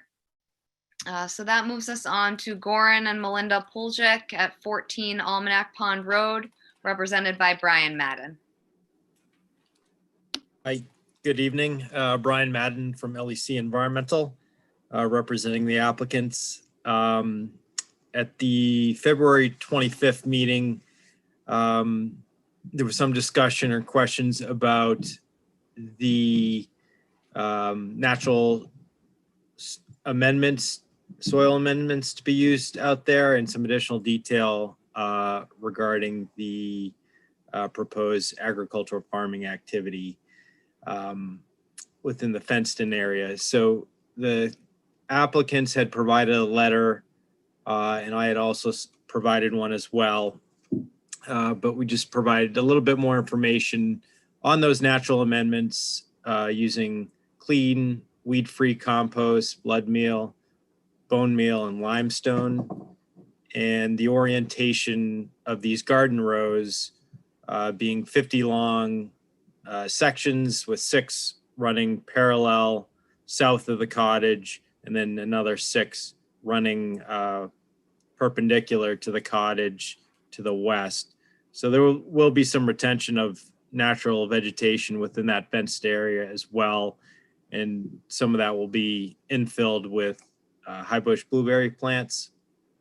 Based on some of the discussion, I'm recommending that the lower portion of the fence, there be 1/2-inch openings to prevent small wildlife such as turtles from getting into that area.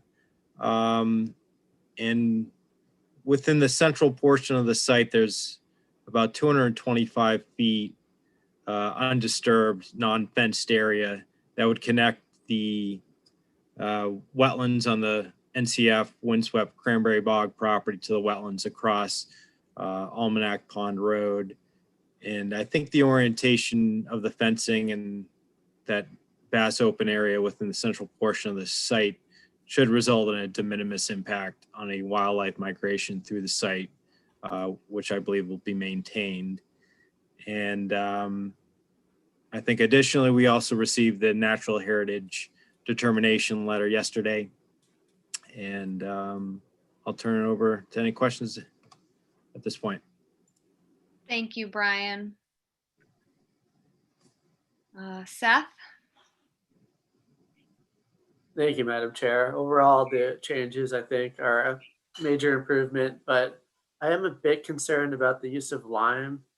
The purpose of lime is to raise the pH of the soil so that it's less acidic, and it's extremely long lasting.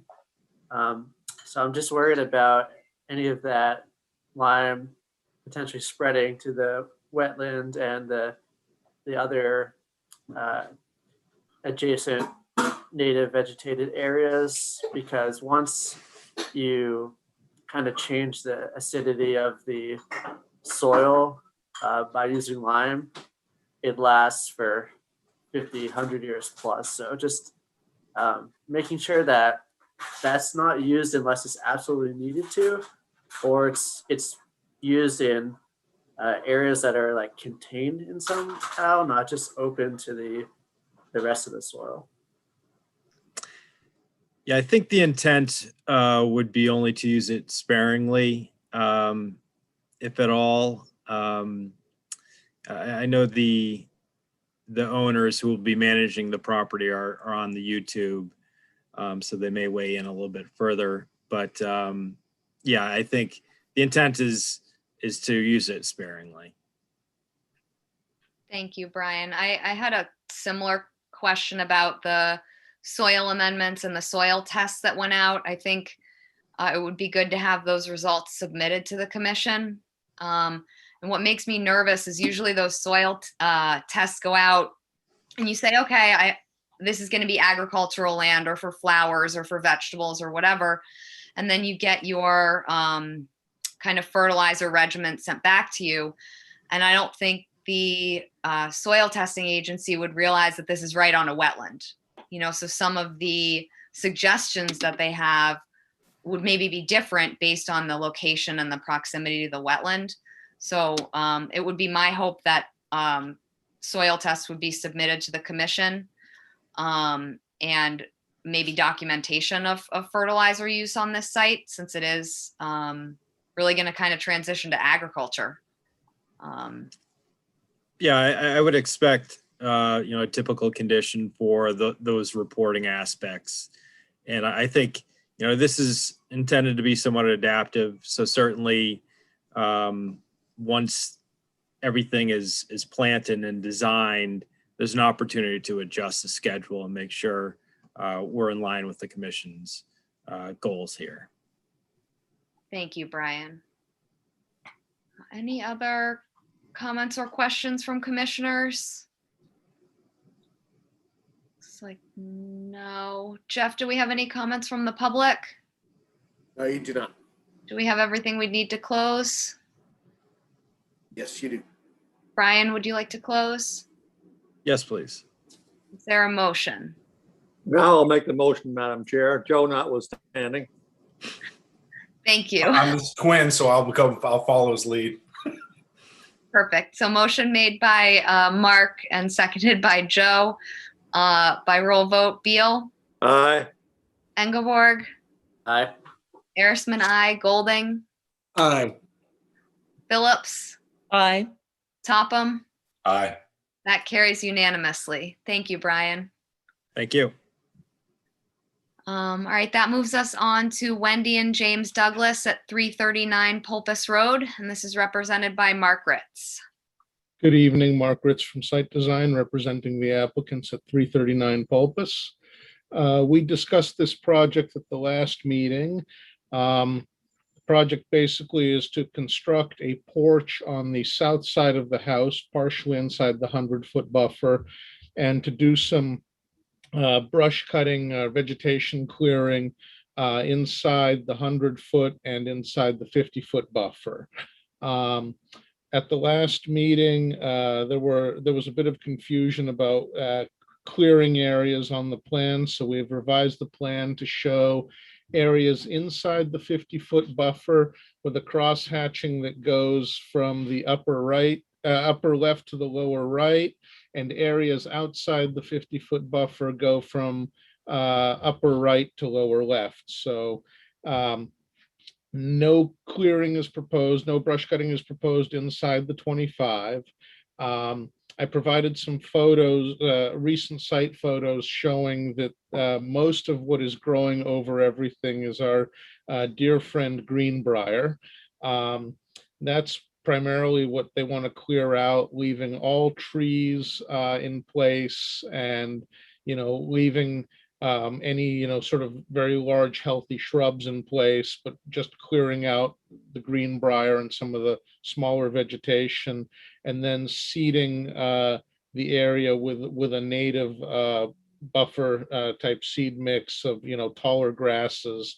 So this won't be maintained as a lawn area. It'll be maintained as a more natural meadow area. There was also a concern about demarcating the area permanently so that there's no creep towards the 25-foot. And we would be happy to do that either with a split rail or with protruding wooden posts, just so that the area is indicated clearly. At the last meeting, we were also waiting for a review from Heritage, and I believe that has been received with a no adverse impact, no take determination. So with that, I'd be happy to answer any questions. Thank you, Mark. Ian? Thank you, Madam Chair. Thank you, Mark, for including that detail that I was asking for specifically last time. I appreciate it. Yes, and the site photos are very, very helpful. So, yeah. Any other comments or questions from commissioners? Looks like no. Jeff, do we have any comments from the public?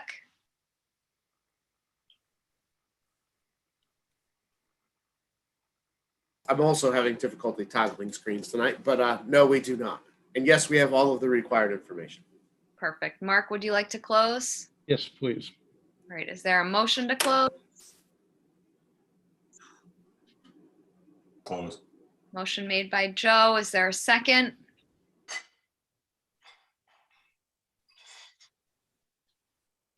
Sure. Seconded by Ian. So by roll vote, Beal, Aye. Engelborg, Aye. Erisman, I, Golding, Aye. Phillips. Oh, you're muted. Aye. Topham. Aye. All right, that carries unanimously. Thank you, Mark. Thank you. And that moves us on to High Tide Partners LLC at 8 Ackermuck Way, Lot 2, also represented by Mark Ritz. Once again, Mark Ritz from Site Design, representing the applicants at 8 Ackermuck. With me is Dan Malloy in case there are any more technical questions that need answering. Again, this is a project that we discussed at the last meeting, and a number of commissioners raised a few questions and concerns. The first question that was raised was regarding the grading proposed at the top of the slope outside the 25-foot buffer zone, just inside the 50-foot buffer zone. We've provided a cross section. If Jeff could pan over to that, and I don't know if you can zoom into that a little bit for me.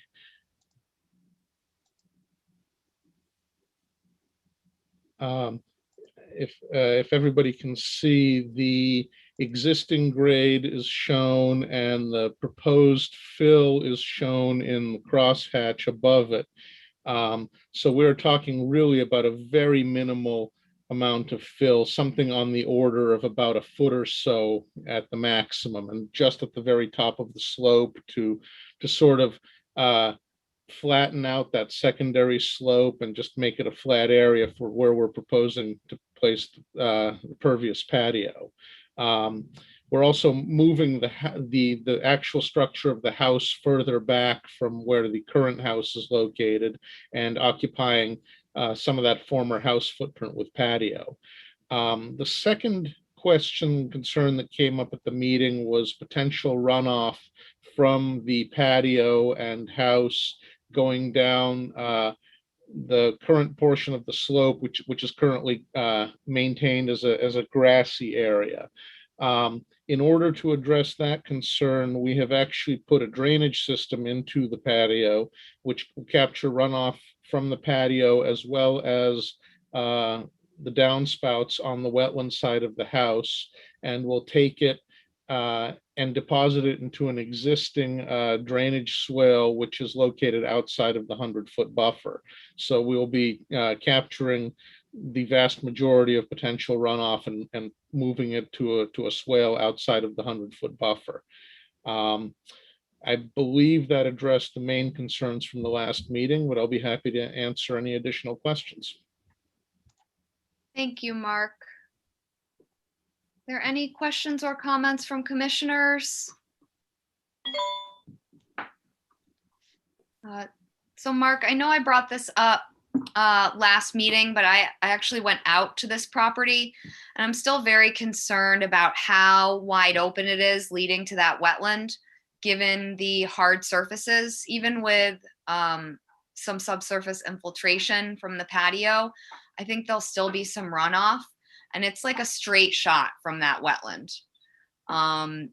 So I am concerned that there should be some vegetation planted to try and prevent maybe some of the runoff or lessen kind of the like highway that it is leading to the wetland. I'm also hoping that maybe Jeff can write a condition if the homeowner does not want to change the landscaping, that there's no upgrade to that lawn, because what people do when they kind of redevelop these houses is they upgrade like mowed meadow, you know, which is kind of the old school Nantucket lawn, to be like turf grass. Do you know what the plan is there? I believe the intent was to leave it as is currently. And you know, it's obviously it is mowed and maintained, but it's not mowed and maintained on a 3 times weekly basis. It's got, you know, taller grasses there. It's not allowed to, you know, grow in shrubs or really fill in. So it's obviously, you know, they hit it a couple times a year, but they don't maintain it the way a traditional lawn would be maintained. I think that they'd be happy to leave it as it is. If in terms of planting additional vegetation, is that something you'd like to see higher up the slope or lower down the slope, or along the entire slope? Because I believe they'd like to keep at least part of that area open and provide some view and access to the little dug pond there. Right. So I think that would be up to you to talk to your client. I mean, certainly when I looked at the wetland edge, it appeared that from open water, there was like 2 or 3 feet of vegetation that hasn't been getting mowed regularly, like at all. And then it was the mowed grass. So, I mean, ultimately, I think a buffer right on the edge of the open water would probably be the most useful for protecting that water body. But I guess, you know, my fellow commissioners can weigh in on that. You know, this is just one I'm nervous that we're going to see a water quality decline with the new property developments happening there. Mark? Well, would it be putting in, say, a 5 to 8 foot buffer of native shrubs, native buffer zone shrubs along the edge of that wetland, and maintaining a narrow footpath just to be able to get a little bit of access if they want to go down and look at the water? Would something like that be amenable to the board? I mean, I think that would be amazing if they would do something like that to protect the wetland. I don't know how my fellow commissioners feel. We would be willing to propose that if that's acceptable to the commission. Yeah, I know that's something I'd like to see. Seth? I think that's a reasonable suggestion. I do see what you're saying from the site photographs about sort of the open slope going straight into that water body. And although the site grading isn't affecting it too much, the steepness of that slope is actually going to increase slightly as well. So I think having some nice shrubs there to prevent any excess flow would be beneficial. Thank you, Seth. Ian?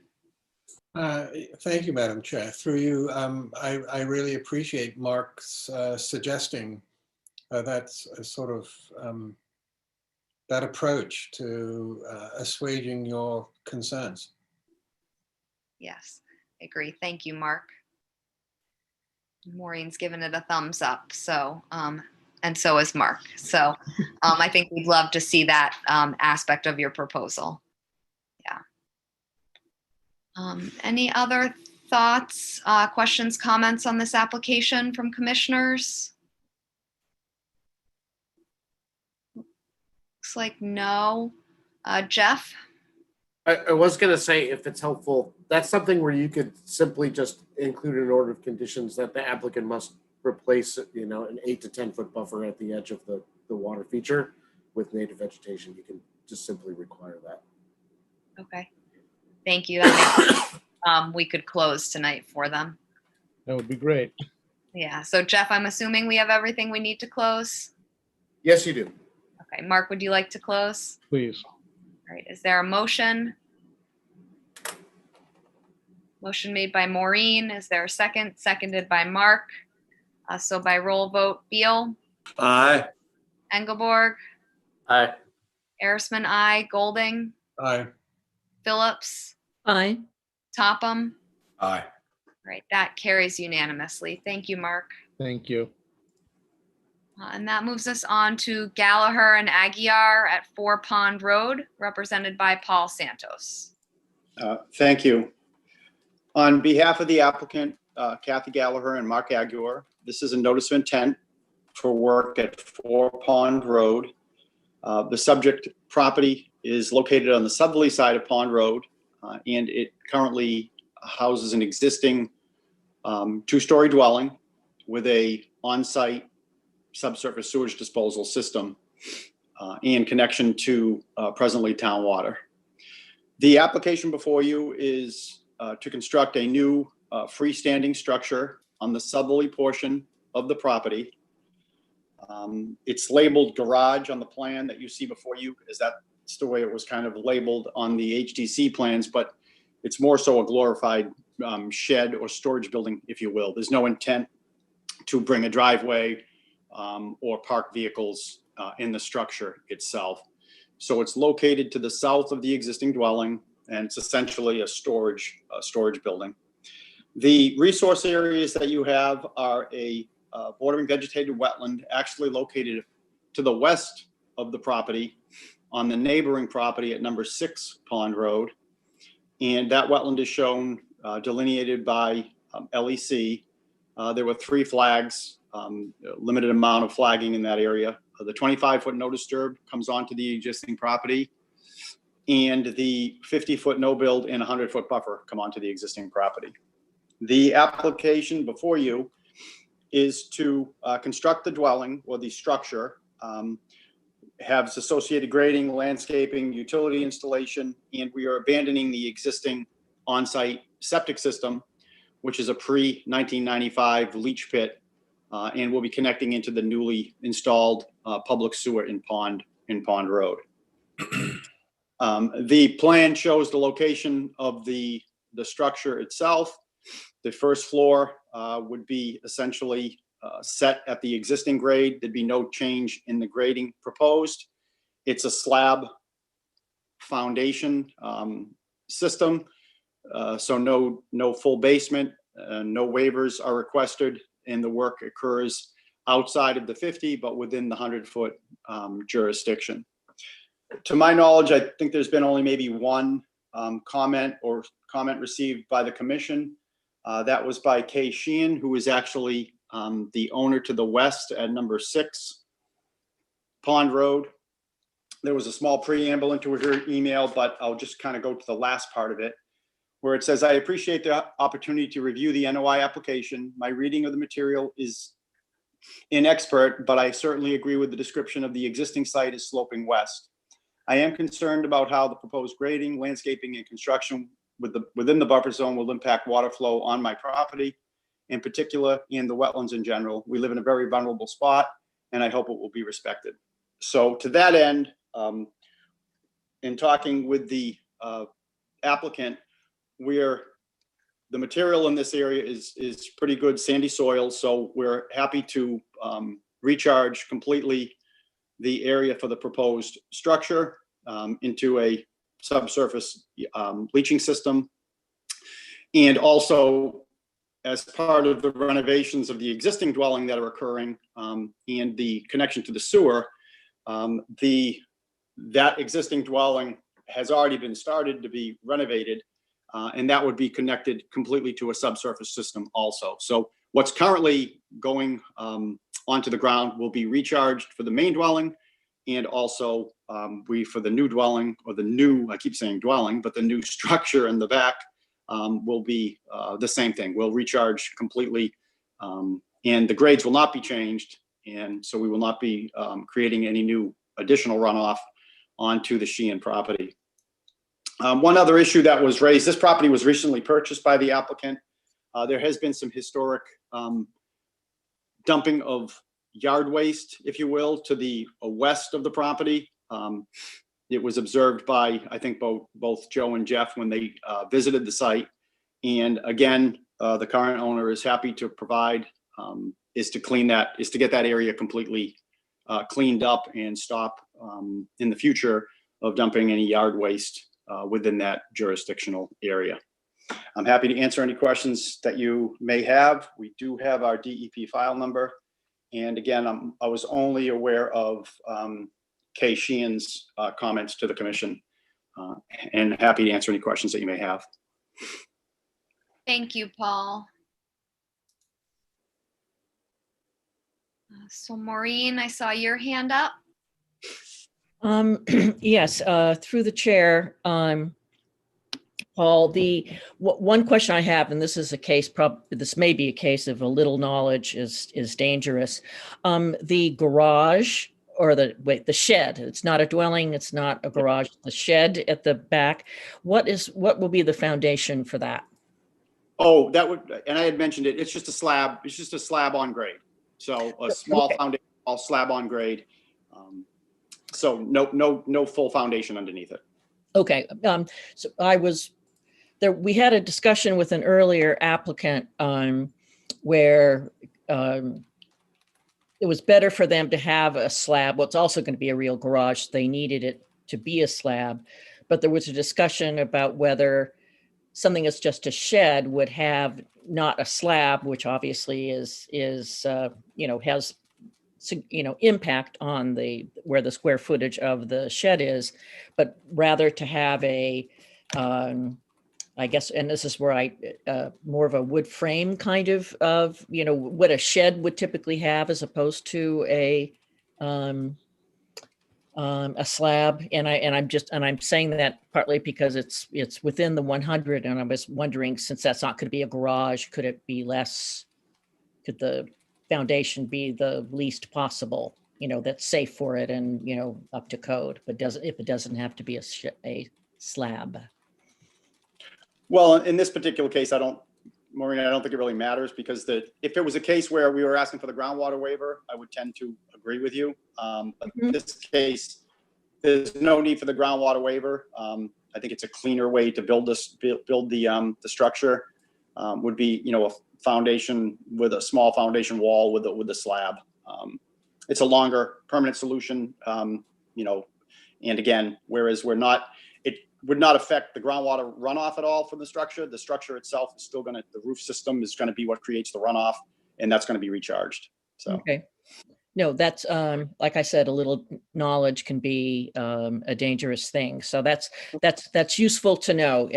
And because I knew we weren't going to have a groundwater problem, but I was just thinking that it maybe didn't have to be a slab. But from what you're saying, it sounds like this will be fine. A slab will be okay there. So thank you.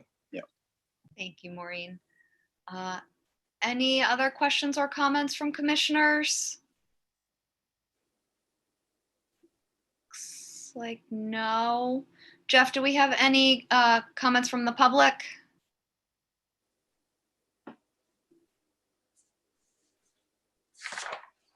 No, we do not.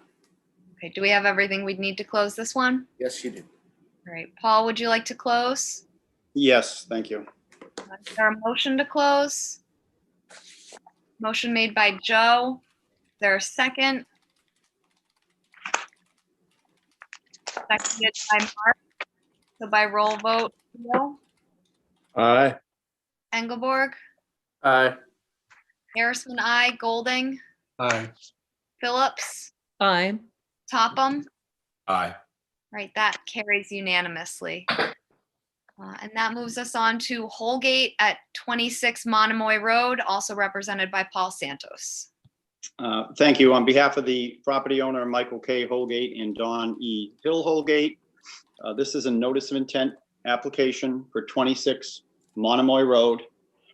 Many of you may know the property. It's located at the intersection of Monomoy Road and Monomoy Creek Road, former Rainey residence that had been in that family for some time.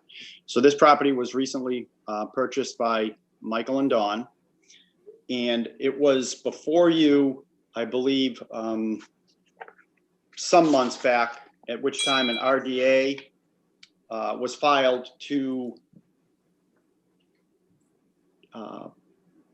determine the resource areas for the subject property. Those areas being a flood zone, a vegetated wetland.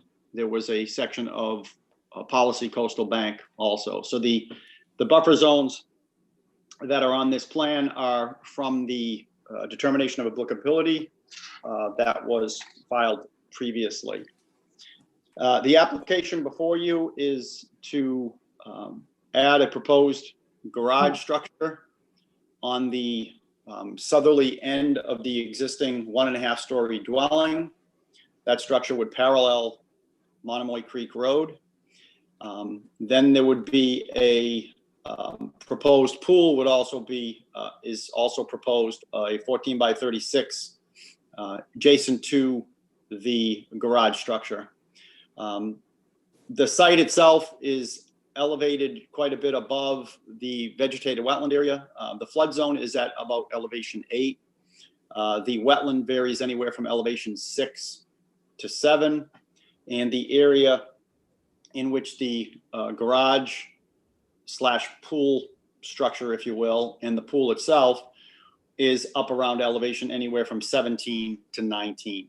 So it's elevated quite a bit above the resource area. The site was had previously been connected to an on-site septic system. Over time, Monomoy Creek Road and Monomoy Road, a sewer line was extended in this area, so the property currently is tied into a public sewer system. Groundwater testing and soil testing that's available on the property that was there when the septic system was in place indicates the material in the area of the proposed construction is a fine to medium sand. Groundwater is at a depth, whereas we would not be seeking a waiver request under this application. The area itself, there are photos within the packet that I submitted. There are some cedar trees in this particular area and some larger deciduous trees that would have to be removed in this area. But all this does occur in essentially what was a previously utilized and developed area, upland area of the subject property. There is an existing shed that is down basically in the flood zone. That's down on the lower side of the property. That's depicted on the plan. The house itself is running parallel to Monomoy Creek Road. And there is both a driveway access off of Monomoy Creek Road and an existing driveway access to which the garage is basically abutting now, which comes off of Monomoy Road. The application itself, again, I received a handwritten note actually back with the green card from Mr. Willett, who is a property owner to the north. He is actually the abutter to the north. He had sent me a handwritten note, which I did. That came to me directly. I did forward it to Jeff. Basically, Mr. Willett's comment was, let's see, on the lot at 26 Monomoy Road, parcel 146, we don't believe it would be appropriate to place a swimming pool in the space available, particularly as it would be too close to a vegetated wetland and marsh. E. Crosby Willett for Monomoy Creek Road. So I offer that because I'm sure Mr. Willett sent that to me personally by mail. I believe there was also some correspondence to staff from the owner of 27 Monomoy Road, which if you look at my plan is to the south, is the abutter to the south on Monomoy Road. And they are located on the opposite side of the street. I think their concerns were, and I think their concerns were prior to maybe seeing the plan with their view corridor, just by sense of scale and setback on their property. Again, this area of this site is around approximately, we'll say between 17 and 19. They are elevated across Monomoy Road up at around elevation 29. So there's about a 10-foot difference in height. The dwelling itself, I don't think there is any impact as they're above the actual location of the pool. They'd be above the location of the garage. The peak of the house at the location of where the garage would be attached is only about 14 feet in height. It's a smaller, low-scale dwelling, and that peak at that point I measured today was about 14 feet.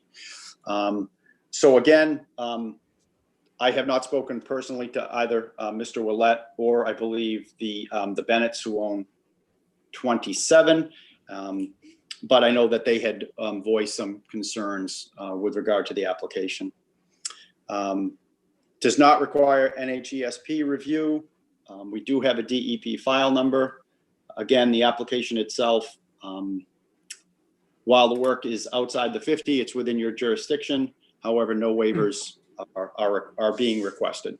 And I'm happy to answer any questions that you may have. Again, similar to the last application, the material in this area is all pretty good sand on this upper plateau of the lot. So recharging the roof runoff in this particular area would not be an issue, and is something that we would propose. And I'm happy to answer any questions that you may have. Thank you, Paul. Are there any questions or comments from commissioners? So, Mark? Paul, how you would address the fill you'll need for the is it the northwest part of the pool, or you're on the grade there? How will you address that fill on the steep bank there? Yeah, that actually would be a wall design of that. The plan is being looked at by the landscapers at this point right now, Mark, but that area would be designed as a wall on that side. And in fact, you'd have a retaining wall along that back side of the pool.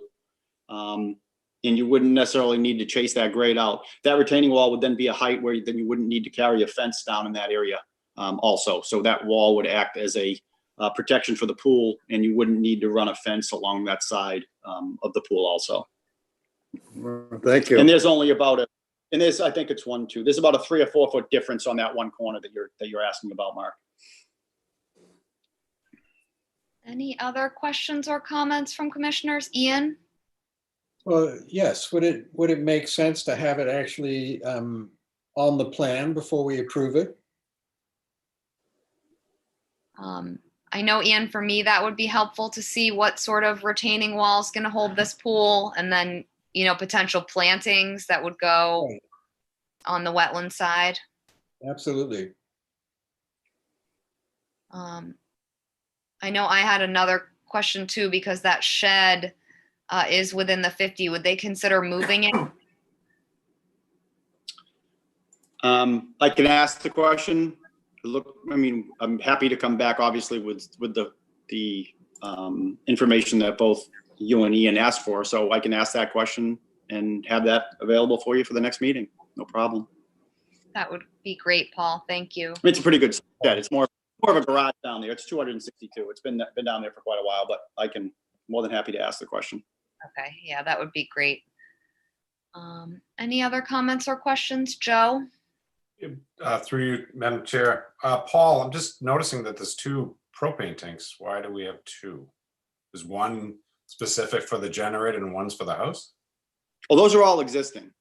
Yeah, I was just kind of curious. Like, I thought the one closer to the street was new. But No, everything. Yeah, everything out there is that's all existing. Yeah, Okay. that. Yeah. All right, thank you, Paul. Dawn? Do you want me? I can answer a couple of those questions if you want. Yeah. The propane tanks, one is for the generator. It's an above ground tank currently, and the other is for the stove and dryer. There will probably be a new tank to service the whole property going to one, getting rid of the oil that exists as heat. And the garage structure that is down below, we do intend to keep that. It actually has solar panels on it as well. And it is very much more of a garage. So, and I don't think that there's any vegetation planned for underneath the pool. And my understanding was that the retaining wall would essentially be the pool structure. Okay, thank you. Yeah, a lot of times when there's like a retaining wall or a side of a pool that's left exposed, you would try and have some plantings to minimize, you know, what might come off that edge from any runoff. So that's why we ask for that. Happy to add too.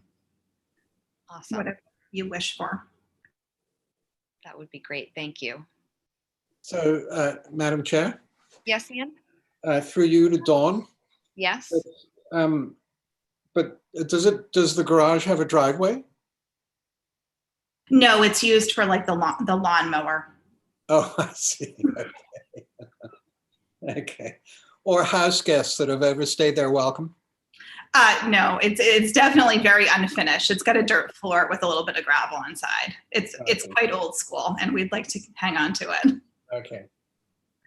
Thank you for that explanation. It definitely helps understand that structure a little bit more. Any other questions or comments from commissioners? Looks like no. Jeff, do we have any comments from the public on this one? We do not. We do not? Okay. Well, Paul, it sounds like you'll need to hold over for 2 weeks just for some detail on that retaining wall. Yes. Okay.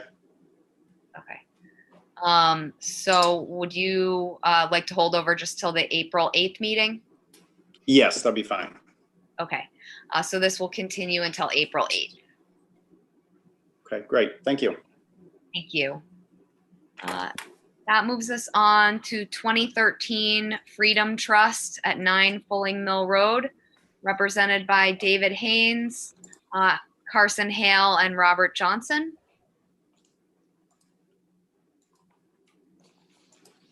I'm not sure who's going to start with this one. Good evening, David Haynes. I have to remember not to unmute. This project at 9 Fulling Mill Road is basically for gardening. It's replacing some existing vegetation and putting in new vegetation. The resource areas on the site or adjacent to the site, there's off to the east, there's a coastal bank and a bordering vegetated wetland running along a salt marsh. And that's at the toe of a steep bank. And then the other side, there's a salt marsh on the other side of Fulling Mill Road. The 25, 50, and 100 foot buffers do come onto the property and into the work area. The proposed work will maintain the 25 foot vegetated, any existing vegetated buffer. Part of that is Fulling Mill Road. And also it will maintain a minimum of 50% of between 25 and 50 foot setbacks.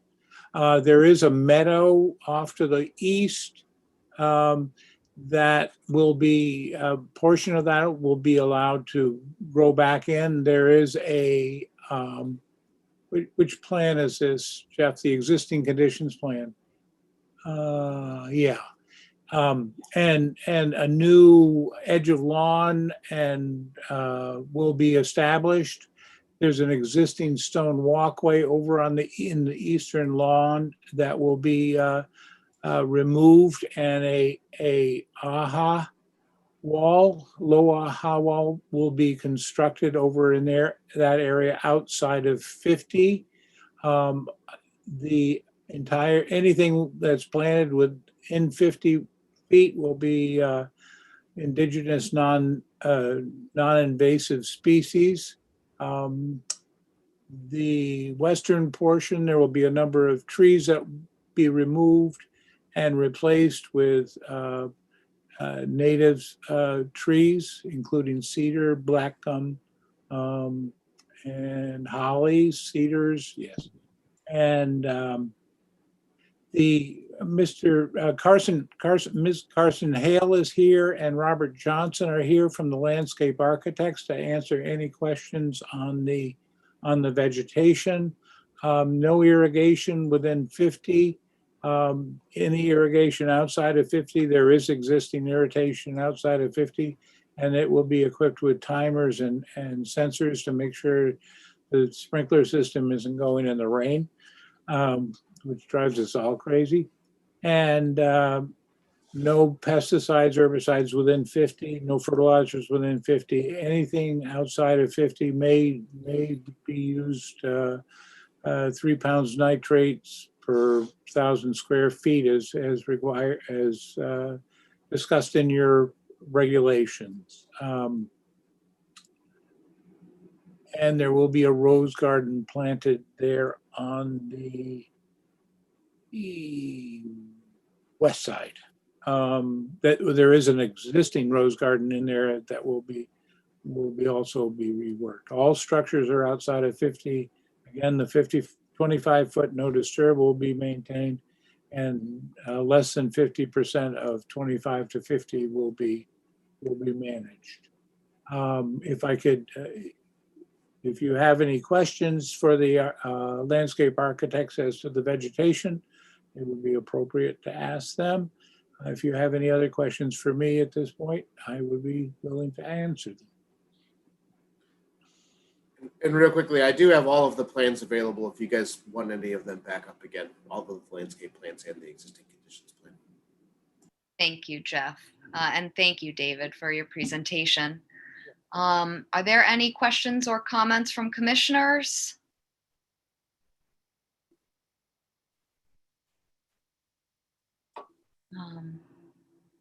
Looks like no. Jeff, do we have any questions or comments from the public? No, and we do have all of the required information in for this one as well. Okay. Is there a motion to close? Motion made by Seth. Is there a second? Seconded by Maureen. So by roll vote, Beal, I assume there'll be the normal no cultivars included in the decision. Yes. Aye. All right. Engelborg, Aye. Arisman, I, Holding, Aye. Phillips, Aye. Topham. Aye. Right, that carries unanimously. Thank you, David, and thank you, Carson and Robert, for being here. Thank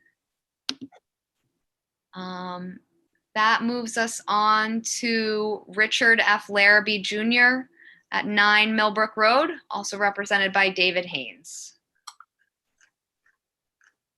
Good evening. This is a filing for the construction of a house with a septic system, driveway, and landscaping at 9 Millbrook Road. Unfortunately, there is a wetland on this property that got missed in the design phase. It is a wet meadow. It's part of a field, a hay field. And in the summertime, you don't even think it's a wetland. But the rest of the time, it does become apparent, well, to an expert. And so there was a subdivision plan on this property that didn't show it, and nothing else showed it. And the septic was designed, and unfortunately, they started construction and started removing topsoil and material, digging cellar holes and to that effect. And they did intrude into that wetland area. It is, again, a wet meadow as a mowed hay field. We did the delineation out there, delineated it, instructed them, and they willfully, or they put in silt fence and silt fence and a straw wattle along the limit of work, along the edge of disturbance, and along the proposed limit of work to stabilize the site. Also, the construction, there's a temporary driveway that was put in that may have nipped the tip of a wetland. Exactly, thank you, Jeff. Down in that area. These areas are proposed to be restored by removing the fill. There was no disturbance underneath in the wetland, so we're digging down to the previous soil horizon, cleaning that up. It's all topsoil in there, so it'll be soil on soil. So we'll clean out the topsoil, remove that area.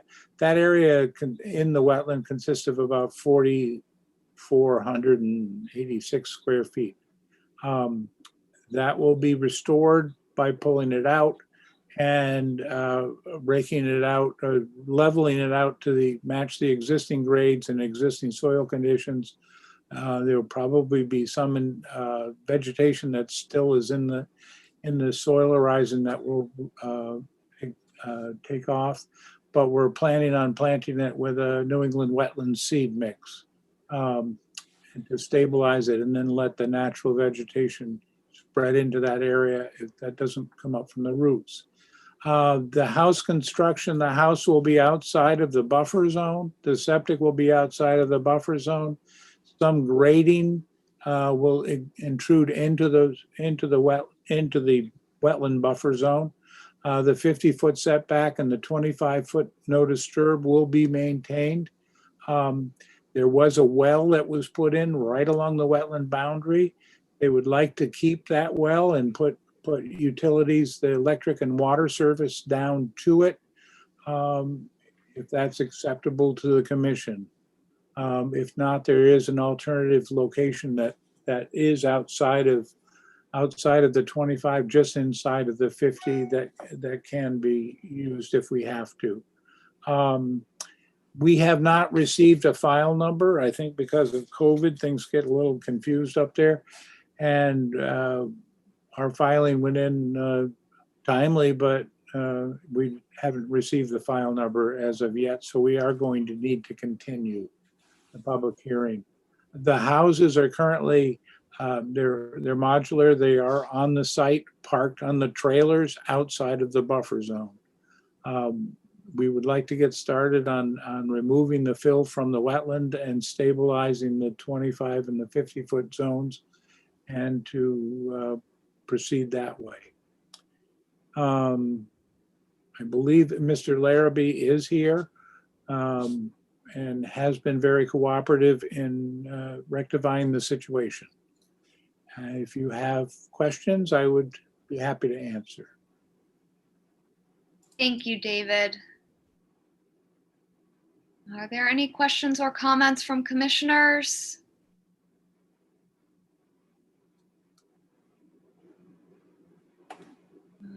No, so, or Maureen, go ahead.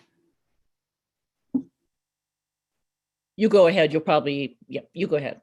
Okay. Well, I know that little wetland was definitely very obvious to me. I drive Millbrook Road pretty frequently, so it is kind of sad to see that disturbance. I'm curious where the new driveway access will be, since that construction driveway will need to move. And I didn't notice it on the plan. Or are they using the existing driveway?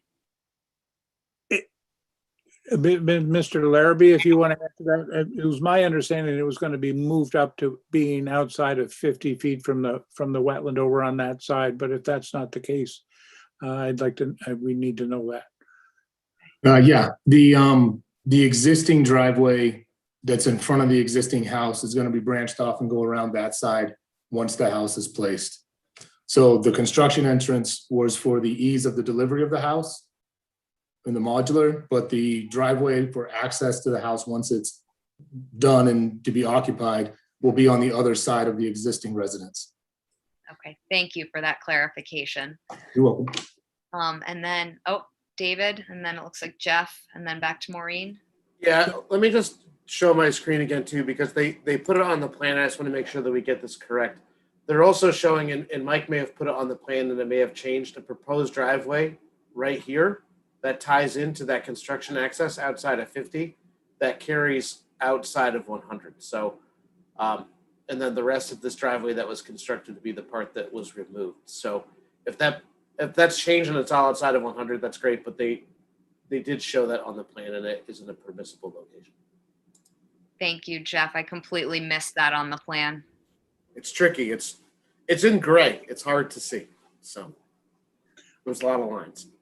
And if I may, also the area underneath the driveway, when that driveway is pulled out, the wetland restoration will be supervised by a wetland scientist to supervise it. Also, when that driveway is removed, any hydric soils that are there will be preserved, and that area will be restored as well. Both if there is wetland underneath it, and any kind of buffer zone that needs to be restored. I'm sorry I didn't point that out. No, thank you for mentioning it. Maureen? I had one question, if I may, through the chair. It says that the soil pile that had been dumped into the wetland is going to be reviewed using an excavator, and which is going to reach in to remove the topsoil. I still wasn't sure where exactly that was going to be and how intrusive is the excavator going to, no, I guess I'm not, just how's that going to work? Where are you going to put the excavator and et cetera? If I'm the chair, the excavator will be in the upland, and it will on the upland right next to the soil pile, and it'll reach in and remove that material and bring it back and either remove it from the site or fill in the holes that are out there. And so it will not be in the wetland. There should be enough reach to reach the far side of that wetland without going into the wetland.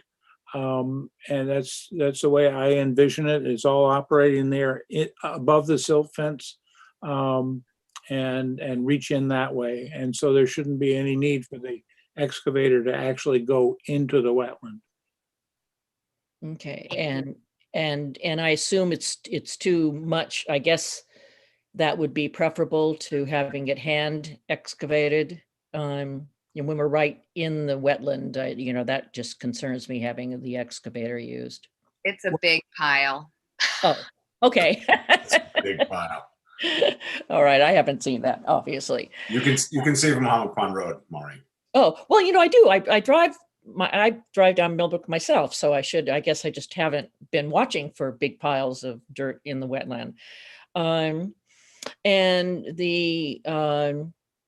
I would also like to say that I appreciate that you put on your plan a proposal to move the well.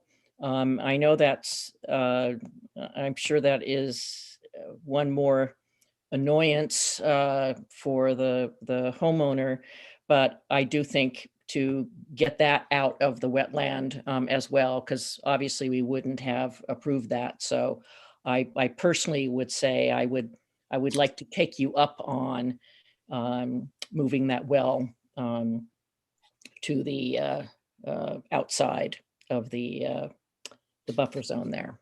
So that's just me though. So. Thank you, Maureen. I'm in agreement with you about using the alternate well that's further away. So that's where I lie. I know, and on other properties, I've done the same thing. The well right near the wetland, I don't think is appropriate. Any other questions or comments from commissioners? Or how do you guys feel about using the alternate well versus the well that's right on the edge of the wetland? Mr. Larrabee, can you answer that question? I'm sorry, was she asking me whether I'll move it or not? Yeah, she's asking us. And so you're part of us. Yeah. If we have to move it, we have to move it. I'd rather not spend the money to move it, the $5,000 to move it. But if that's what gets us back on track, then ultimately my goal is to have the house not sitting on trailers. That's what we want to do. So if that's what we have to do, then that's what we'll have to do. Well, thank you. I appreciate your willingness to work with us and stay within our regulations, because I know you didn't intentionally break the rules. So we do really appreciate you being here to try and rectify this. Yeah, and I'd like to second that as well. Thank you. David, you had your hand up. Yes, please. I do have to reiterate that Mr. Larrabee has been very cooperative and immediately took actions to prevent any more impacts. And it was not intentional. But he does have two modular homes that had to be delivered, and they're there on a trailer. And since the house site is outside of the buffer zone, he was wondering if he could put the foundation in and place those on the foundation outside of the buffer zone to get them. He's worried that there's moisture getting into them from underneath, and he's worried about what's going to happen to the house. He's just asking that. I know we don't have, if Jeff is comfortable, or you are comfortable with the delineation that it is outside, and we do have silt fence up, it will not impact anything. But he would, if that would be allowable, that would be much appreciated. Thank you for asking, David. I guess we can ask Jeff, and it looks like Seth will weigh in, but we have like an appeals period we'd also need to wait on if this was approved. So I don't know that they can put this down yet, but maybe I'm wrong there. Seth, you had a comment or question? Yeah, I'll let Jeff make the official determination, but I don't think we're able to allow applicants to do parts of permits without approving the whole thing, unless they split it up into multiple different permit applications. Yeah, thank you, Seth. Jeff? Sure. So I think in this case, I think the question is, if the building itself is located outside of jurisdiction, does the commission have the ability to restrict him from doing that work? And if it's outside of the boundaries of our bylaw and the Wetlands Protection Act, then the short answer to that question is we do not.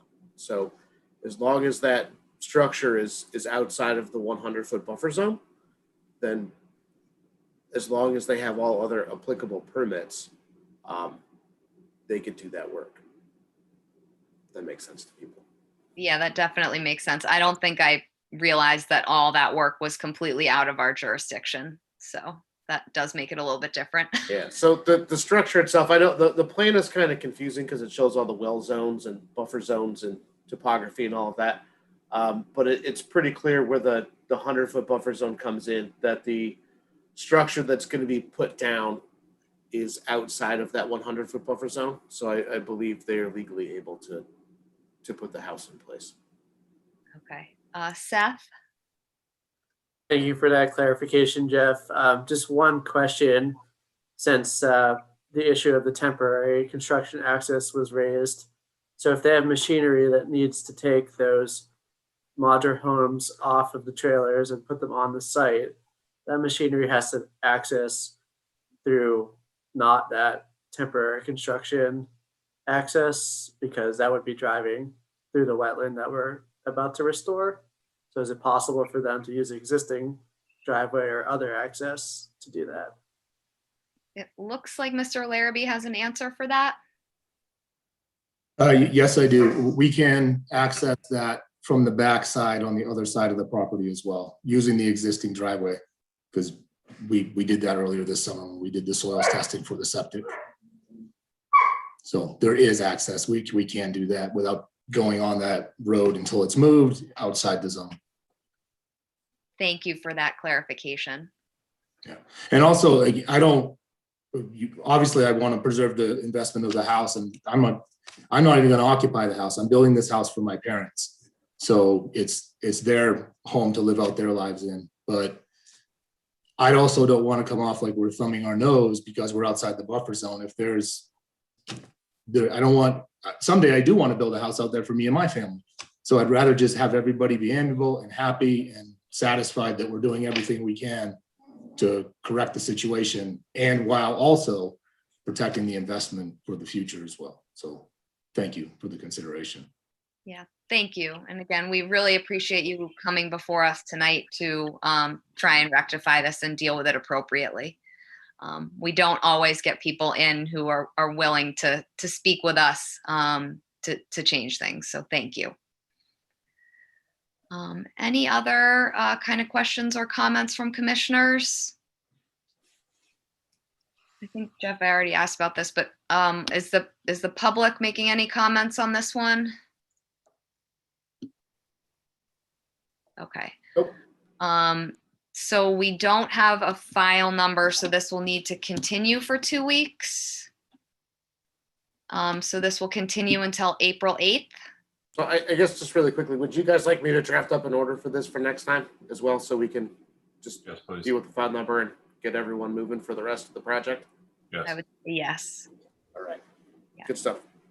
All right. So we will see you guys on April 8th. Thank you for coming. Thank you and have a great evening. Stay You too. safe. You too. Thank you. Thank you. All right. So this moves us on to Kim Glowacki at 5 Meter Street, represented by Ryan Maxwell and Don Bracken. Jeff, should we take them together? Yes, I think it would be easier because it's kind of one singular project, just on 2 separate sites, and it'll make a lot more sense. Yeah. So we'll hear that one with Kim Glowacki at 44 Washington Street with the same representatives. All right, great. You beat up Ryan Maxwell so bad last time, he couldn't make it tonight, so I'm stepping back in. Don Bracken for the applicant, along with Dan Bailey, attorney for the applicant, Kim Glowacki. I'll go through Meter Street first. Meter Street is a lot just under 7,000 square feet. Although the address is Meter Street, it actually has more frontage on Washington Street when you look at the plan. The only resource area for this lot is land subject to coastal storm flowage. It's a flat lot. The flood elevation is elevation 9. The ground elevation is elevation 4. Existing on the property is that house you see on the south end with the access driveway off of Meter Street. What we're proposing is to move the house from 44 Washington Street, which is diagonally across the street to the north, and place it on this property on a new foundation, flood zone compliant. The house that's there actually won't exactly fit, so you can see the diagram we have off the side. that shows areas of the house that are going to be removed, so it fits and complies with zoning setbacks. Also on this property, there's a 25-foot building restriction along Washington Street. So the house is pushed back from Washington Street, not only for that reason, but also to fit some parking spaces in the front, which will be a pervious parking area. There's already an existing curb cut with an apron there that we're going to maintain and use that. And I don't know if you can see the outline of the existing gravel parking area that's already there. Obviously is going to be removed. So the site is already previously disturbed. There's virtually no vegetation except the grass besides the gravel parking area and driveway. With that, I'll move over to Washington Street. If we could pull that one up, Jeff. This one obviously has a few more resource areas. It's on the harbor side of Washington Street. Brian Madden from LEC Consultants delineated the dune line shown on the plan. So this shows the existing house I just described with its parking area and walkway and rear porch and so forth. We're within the 100-foot buffer zone of the coastal dune and the coastal beach. We're also within the same flood zone, although this flood zone is the velocity flood zone. And with the existing house that obviously has been there for a while, doesn't comply with existing velocity regulations. The proposed project, also, I forgot to mention, the land bank owns this property. I worked through with Brian Madden and Rachel on the application and some of the proposed revegetation. All structures, all deleterious materials, all man-made materials will be removed and properly disposed of. The area will be regraded. Any additional soils that come in will be compatible with the natural existing soils on site. The grades will match the surrounding grades on each side. The area will be revegetated with a drought-tolerant fescue mix. And we're proposing a sill fence around the limit of the work. Although the area is pretty level, we wouldn't expect a lot of erosion and very sandy conditions here. So we think that obviously this is a big benefit to remove the structure and bring it back to its natural state. So I think with that, I'd be happy to answer any questions on either project. Thank you. Thank you, Don. Are there any questions or comments from commissioners? Joe? So through you, Madam Chair, Don, so at 59 Washington Street, we had that project do footings on top of a helical piers. Is that something we could do here? Just so we're not, breaking through that sand. For the proposed construction? Yeah, for the new foundation. Yeah. There was a detail that was done at 59 and 57, both projects. We haven't really specifically talked about that, and I haven't done any soil testing here to determine, what the soils are. I would, if we could, if the soils are acceptable for a shallow crawl space, which this would be, on a slab, and the slab would be above grade, it would be similar, to a garage. I think if as long as we're not on any peat or muck or unsuitable soils, I think that would be the way to go. So perhaps we could, if the commission is inclined, condition it that if soils are unsuitable, then a helical foundation system would be required so that we wouldn't have to excavate out unsuitable materials at that point, if that's acceptable. Yeah, Joe?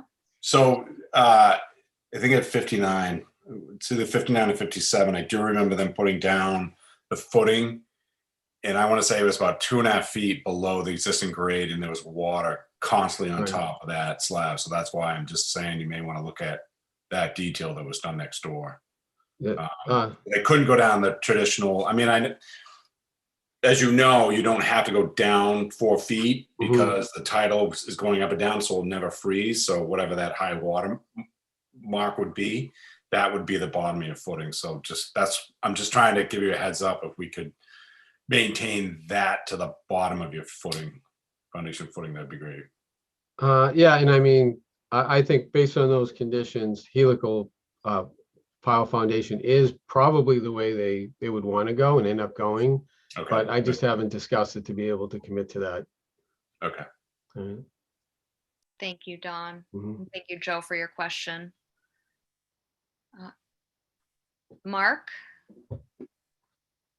Yeah, I guess for Don, maybe I'm behind the curve here, but why is Kim applying for the application if the land bank owns the property? Well, you probably Kim's father owned the land at one time, and and his estate is represented by another attorney. But I believe that, and maybe Dan can chime in on the details of this, but I believe he may have had first dibs on getting access to be able to take that structure off the property. So there was some written agreement, I think, when the estate either sold the property or it went to the land bank, that at some point the building would be removed. So he plans to recycle the building then, you think? Yeah, correct. And I don't know all the details, like I said, but it was definitely discussed that, at some point Kim would be able to move that building off of the property. If I could jump in on that, Madam Chair. Yes, Dan, go ahead. Yeah, there's a written agreement that Kim's dad has with the land bank, and that moves to Kim as a result of the estate. That gives him the right to move that building. Thank you for Thank that. you. Thank you. I'm good. Any other questions or comments from commissioners? Looks like no. Jeff, do we have any comments from the public on this one? We don't for either, and we have all of the information for both. Okay. So, Don, would you like to close? Yes, please. Okay. Is there a motion to close? Motion made by Joe. Is there a second?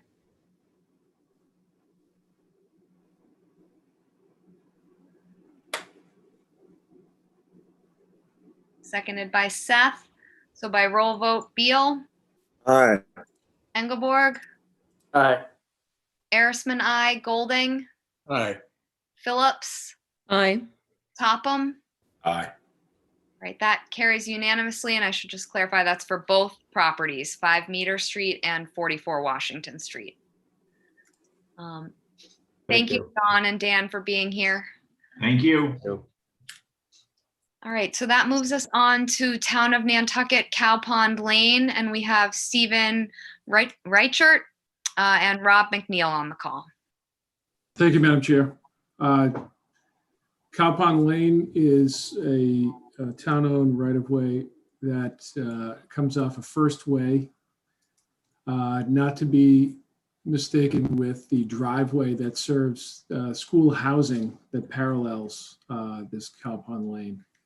Cow Pond Lane was developed privately and ultimately became a public way when the school, working with the school, the owners deeded property to develop housing and ultimately a parking area for the school buses. Public Works was contacted a couple of years ago by the school department to try to improve the drainage issues that existed along the unimproved gravel way. And so while many of you probably remember First Way being improved a number of years ago, back in 2017 and 18, there was no plans at that time to go down Cow Pond Lane. Since then, I've been before this commission on the far side of Cow Pond, between the end of the existing gravel way and Sparks Avenue, if you remember, to talk with you about getting a determination of applicability to do some brush clearing for a ground penetrating radar effort along the wetland, the backside of the cemetery.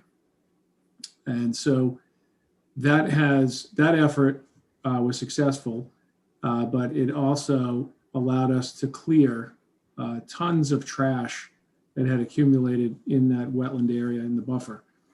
And since then has dramatically improved the safety of the numerous residents, children and otherwise that use that path of Cow Pond from the school campus through to Sparks Avenue.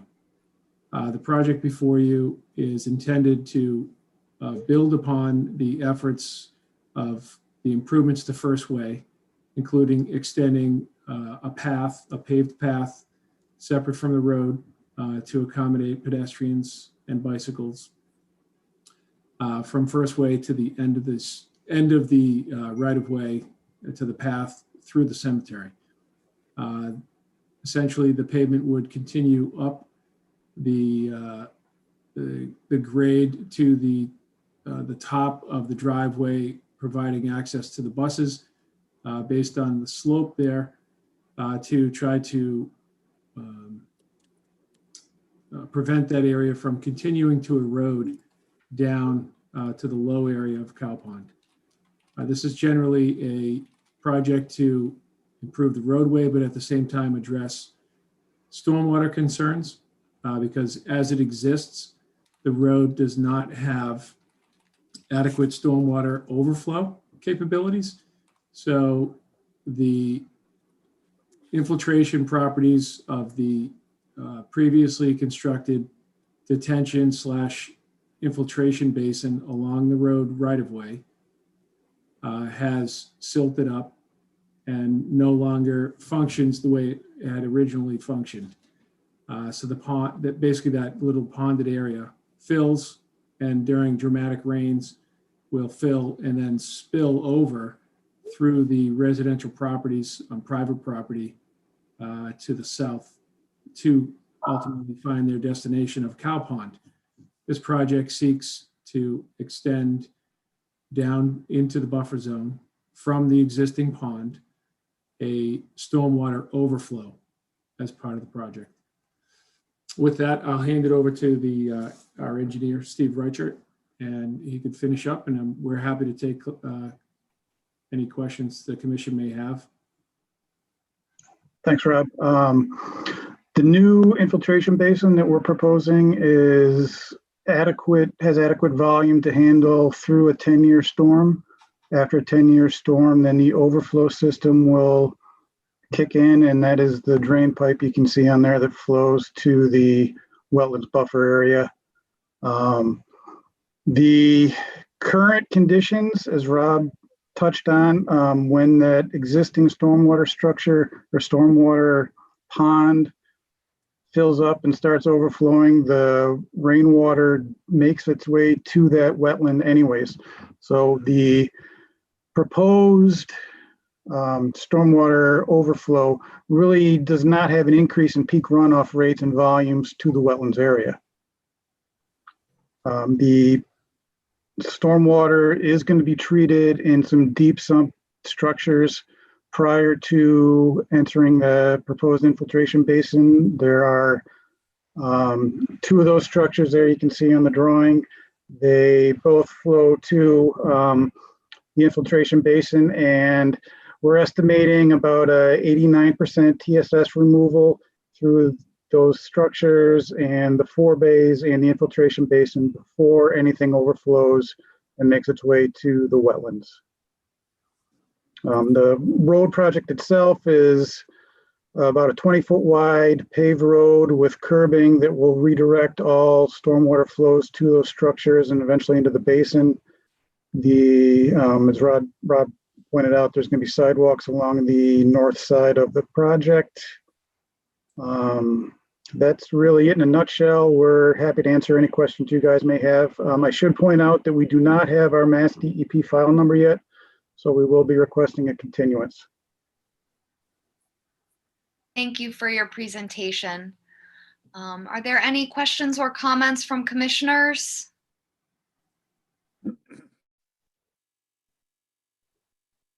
So I know I had a question about the detention basin and that area.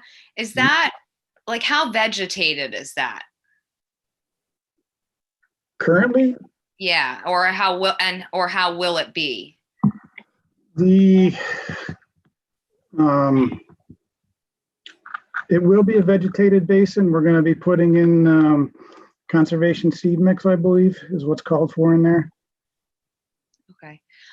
So I was just wondering, I feel like this might be a great opportunity for the town to step it up a bit with their water retention and like detention basins, and potentially, actually do a little bit of like rain garden planting in there. I know in like Philadelphia, I lived for a while, they were really moving to that step so that people realized that they could handle stormwater and make it beautiful at the same time. And I think this particular area on Nantucket, like, it would be really nice to have that extra touch. And it's close proximity to the school. It could actually be a teaching tool where you have like some pollinator plants in there that'll actually help, again, with stormwater management and look beautiful. So you serve both purposes. And I just feel like the town is like needing to make that step. And I just thought that this might be a really great opportunity if you guys were willing to try and do something like that. So I don't know, Sure. Rob. Thank you, Madam Chair. So we are actually working in concert with the land bank to create some rain gardens as part of our improvements along the Nantucket bike path. Currently, we have lots of projects, some of which will be before the commission, others that are non-jurisdictional that do include these type of. So I would say respectfully that Public Works is committed to doing these kind of things, and if we can do additional conservation style plantings in addition to the suggested conservation mix within that infiltration basin, I'm all for it. Awesome. Thank you for being so willing to do that. Any other thoughts, questions from commissioners? Looks like, oh, Ian? Well, thank you, Rob. And without wishing to be in the slightest bit facetious, but maybe this is the combination of nearly a year's worth of Zoom meetings. I like Rob's background, and I was wondering if that's the new DPW drinking fountain. Thank you. I think that's the fountain on Main Street, right? That's correct. Oh, is it really? That is the detail close-up of the newly restored horse fountain, functioning for the first time in over 100 years, we believe. Rob, fantastic. Thank you. Thank you. Any other questions or comments? Jeff, do we have anything from the public? Okay, so it sounds like this one will need to hold over to at least 2 weeks. So would you like to continue until April 8th? Yes, ma'am. Okay, so we will see you guys on April 8th. Thank you very much. Thank you. Thank you. Yeah. And that moves us on to amended orders of conditions. We have Safe Harbor Realty Trust at 2 Harborview Way. Madam Chair? Yeah. Sorry, but before you get there, we were able to track down both Jeff Blackwell and the property owner for the one that we passed over earlier at 27 Winoma Way. I forgot about that one. So we'll go back up in the agenda to Moline at 27 Winoma Way, represented by Jeff Blackwell. Thank you, Madam Chair. This is the second public hearing for this project. At the first public hearing, the various commission members asked for additional information, which included information about erosion rates in that area. Also photographs, and on that information has been supplied for you. A couple of different minor changes have also been proposed since the first hearing. One of which is to move the beach stairs easterly about 10 feet to provide some more separation to the neighbor and to accommodate the neighbor's privacy. It's a lateral move in terms of environmental concerns. As requested by, I believe it was Ian, we have eliminated the landing at the bottom of the stairs, which will increase the separation between the bottom step and the coastal dune system there. And finally, we have proposed to substitute the 4x4 posts supporting the stair system with helical anchors or piers, which can be installed. There's a local contractor that has a driving head for the helical piers that allows movement without machinery. It's a device that can be moved into place and supported with tripod-like feet. We feel this is a better support system for the walkway. Regarding the erosion rate, I did some research on the Coastal Zone Management Shoreline Change website, and the 150-year average for erosion in this area is 9/10 of a foot per year. Although I think we're seeing over the last 20 years or so a period of a slower erosion rate, and I believe this to be the case after researching adjoining stairways, which are shown on the other information, which you could scroll through. There's actually a screen grab from the CZM site where I've highlighted adjoining wooden stairs. And these stairs have been in place anywhere from 10 to 30 years. The stairs are very similar in design to the stairs that we are proposing, in that the bottom of the stairs end before the coastal dune. And it is this buffer that has created a stable stair system that has not been damaged over the years by storm events. The storm run up does not reach the base of the adjoining stairs. So those stairs, all being timber, are both aesthetically more pleasing and completely stable, as I'm confident that the proposed stairs will be.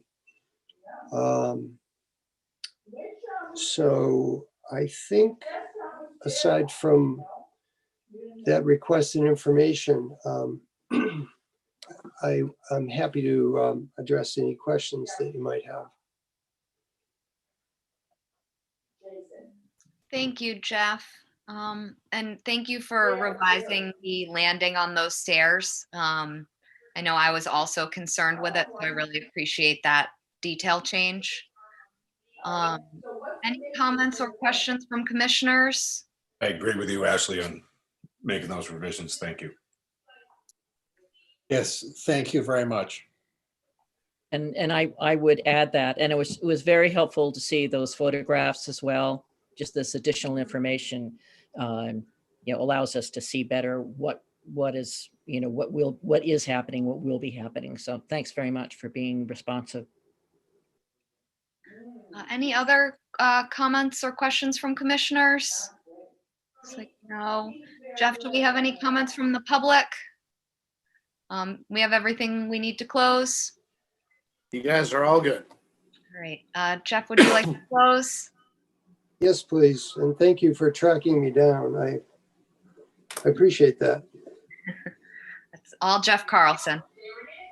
It's been a busy meeting. Busy meeting. So is there a motion to close? Motion made by Joe. Is there a second? Seconded by Mark. So by roll vote, Beal, Aye. Engelborg, Aye.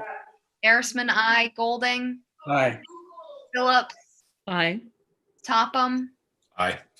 All right, that carries unanimously. Thank you. Thank you very much.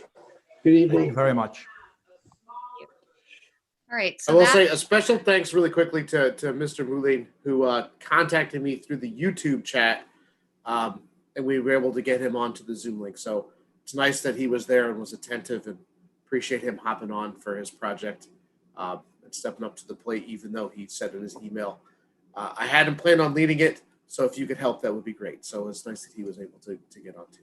So Thank you very much, and I appreciate your help. And yes, well, nice I meeting hope everybody. your first attendance here was a good one for you. It was. I Thank will you be so much. asking you to run for office soon. Will do. Thank you. have a good night. Thank you. All right, so that moves us on to amended orders of conditions. We have Safe Harbor Realty Trust at 2 Harborview Way, represented by Don Bracken, the Cheney brothers, and I don't think we have Ryan Maxwell here, so it's Don. Madam Okay. Chair. Yes. Don, before you go, I need to recuse myself. Perfect. Thank you, Joe. Okay, thank you again, Don Bracken, Bracken Engineering. I'm sure that at the last meeting, Ryan went through some of the particulars on the amendment request. I know there were some questions as to, how do these changes happen, and, people making them and then coming in and asking for forgiveness. I really don't think that's the case here. I think, the original approval was in 2017, and they started construction in the spring of 2018. And then sometime around the fall, I believe, of 2018, the architects went back and got some modifications approved by HDC for the porch and got the driveway approved. And at that time, nobody made the connection to go back or come back to the commission and ask for the amendment. So obviously, we're here trying, doing what needs to be done. And I think if you look at the site, all the work was done, correctly. There are no runoff issues. In fact, the roof runoff system goes to a drywall system that I don't even think that was specified on the plan, but they had done that.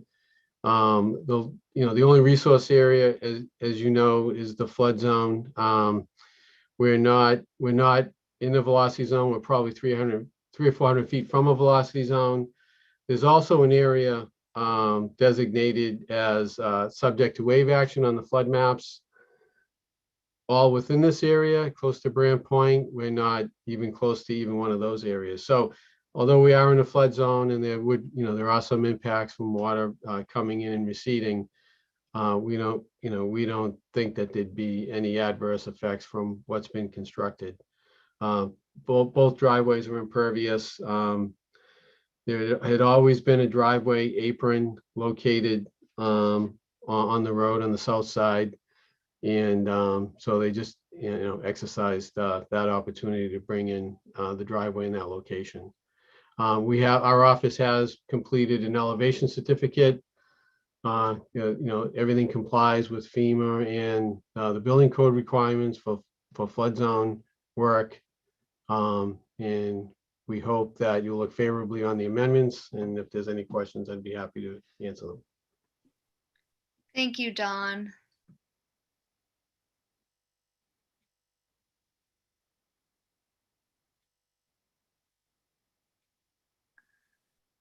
there any questions or comments from commissioners? Mark?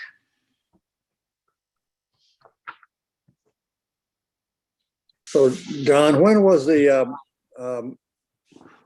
porch added on?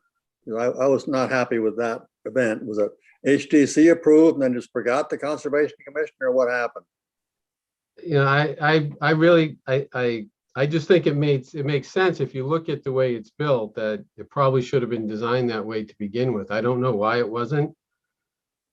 I think, you know, maybe they had second thoughts. The foundation was already actually in before they even went back to HDC to get these porches changed. So I think maybe when they saw it being built and they had second thoughts and they decided it would be better to, you know, turn the corner and connect the two. So. But it was HTC approved though. Yes, yeah, yep. Thank you for that question and answer. Any other questions or comments? Kind of stand by my original comment. I wish that the contractor was here, because I don't think they are on, but to just give us a better perspective of, you know, how they missed our permitting going to the HDC, just where that disconnect falls. Because I think it's important to try and stop these things from happening in the future. And that requires the important conversations with the contractors. And I'll admit, I'll take some of the blame, because I'm sure they sent the plans to our office at some point, but we really weren't involved with the project because we had already laid out the foundation and did all the foundation work. So, you know, we probably got the plan and we figured we were done with what we had to do, and nobody looked at it carefully enough to say, hey, we should go back. So it's a lesson for us as well, that I don't want to have to come back like this either. So hopefully, you know, hopefully in the future, we'll be able to catch it ourselves before it gets to this point. Yeah, well, thank you. We Right. appreciate that. Yeah. Jeff? I also will say too, part of the responsibility on this is always, and I'm going to get a nasty email tomorrow, but part of it's on the town too, right? When you go in for your building permit and you have to present all of your other approvals, and that's why we put our approved plan as in our order of conditions now. Someone should be looking and making sure that the plans match before they issue permits too. I mean, that's, to me, that should be a basic service, or before it goes in. There's spots for sign-offs on cards and things for Board of Health, and those things they should just check. And the town should also be checking to make sure that we're not issuing approvals or a final approval off of 8 different plans with 8 different things, and then putting someone in a really bad spot. So part of it, well, I will take some onus that it's a little bit on the town too, for just not doing a thorough enough look at the permits even. Well, thank you for saying that. And I think this is a lesson for multiple entities that will hopefully change behavior in the future. So thank you. Jeff, do we have everything we would need to issue the amended order? Yes, you have everything you need to close and issue. Okay. Is there a motion to close and issue the amended order? A motion made by Mark. Is there a second? Seconded by Seth. So by roll vote, Beal, A reluctant aye. Engelborg, Aye. Arisman, aye. Golding, Aye. Phillips. Aye. Right, so that carries with Commissioner Topham recused. Right. Thank you very much. Thank you, Don. I hope we didn't scare Ryan too much last week. No. I was on vacation. That's why he covered for me. He only steps in when he has to. Thank you. Thank you. Have a good night. Thank you. All right, so that moves us on to minor modifications. We have Killian at 10 Mayhew Lane, represented by Brian Madden. Hi, good evening again. Brian Madden for the Killians. Minor mod is just a simple update to the pool dimensions based on what was available for that fiberglass option. And so we just wanted to get that on record with the commission. You can see the former boundary in red and proposed in the darker black. So it's nearly identical with some slight tweaks. Again, all outside the 50-foot buffer zone and incorporating all those conditions that we had specified originally. Thank you, Brian. Are there any questions or comments from commissioners? If not, is there a motion to issue the minor mod? Motion. Motion made by Joe, seconded by Maureen. So by roll vote, Beal, Aye. Ingeborg, Aye. Arisman, I, Golding, Aye. Phillips, Aye. Topham. Aye. Right, that carries unanimously. Thank you, Brian. Thank you.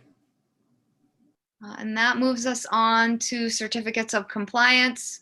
We have Windy Side Realty Trust at 9 Sherburne Way. And this is represented by Don Bracken. I think I'll cover it for him. So this was one, 9 Sherburne Way. This was for the construction of a set of beach stairs in 1985. And they're still there in some fashion. I don't know if it's all original, if they've replaced some treads over time. I'm sure they have. But it's in the permitted location and correct. So we're recommending the issuance of the certificate of compliance. Are there any questions or would somebody like to make that motion? Motion issue. I like the scattered deck chairs in one of the photographs. Class there. Are you seconding that, Ian? I am indeed. Okay. So by roll vote, Beal, Aye. Engelborg, Aye. Arisman, I, Golding, Aye. Phillips, Aye. Topham. Aye. All right, that carries unanimously. And that moves us on to orders of conditions. So Jeff emailed these out earlier. And we will start with Nantucket Islands Land Bank at Consu Springs.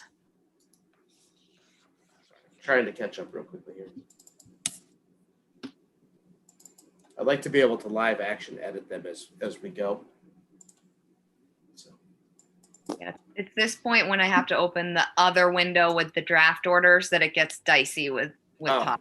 Between the public comment and like putting up the plans for you guys tonight, I've been running like 2 separate like split screens of at least 2. So I miss Joanne. It's nice when she's here because then I don't have to do all of that. So the Consu Springs project, as a quick reminder, that was the Phragmites and knotweed removal project. So I kind of had our normal suite of invasive species removal. I'm just totally spaced. Invasive species removal conditions that we normally put in. So herbicide reporting, proper removal techniques, monitoring, including photographs, a regrowth of native species, and then just the requirement that those reports are filed annually. So it's kind of a quick run through. And then just as a reminder, invasive species don't require waivers. We grant them automatically through our regulations through section 5.03. Thank you, Jeff. I think the one thing that probably should be added, they said they do a check for nests in the Japanese knotweed before they go at kind of large scale cutting that. So I'll do 24. So prior to any cutting of knotweed,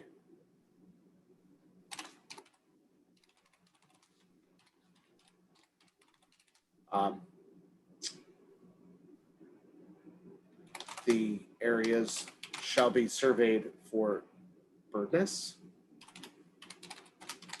Ashley, who likes to go in there? Songbirds? That was kind of my question because I do realize it's not great habitat at all. So I wasn't sure, but Seth would have a better idea of species. Yeah, I mean, any bird could use any species, but the probability of songbirds using Japanese knotweed compared to native vegetation is significantly lower.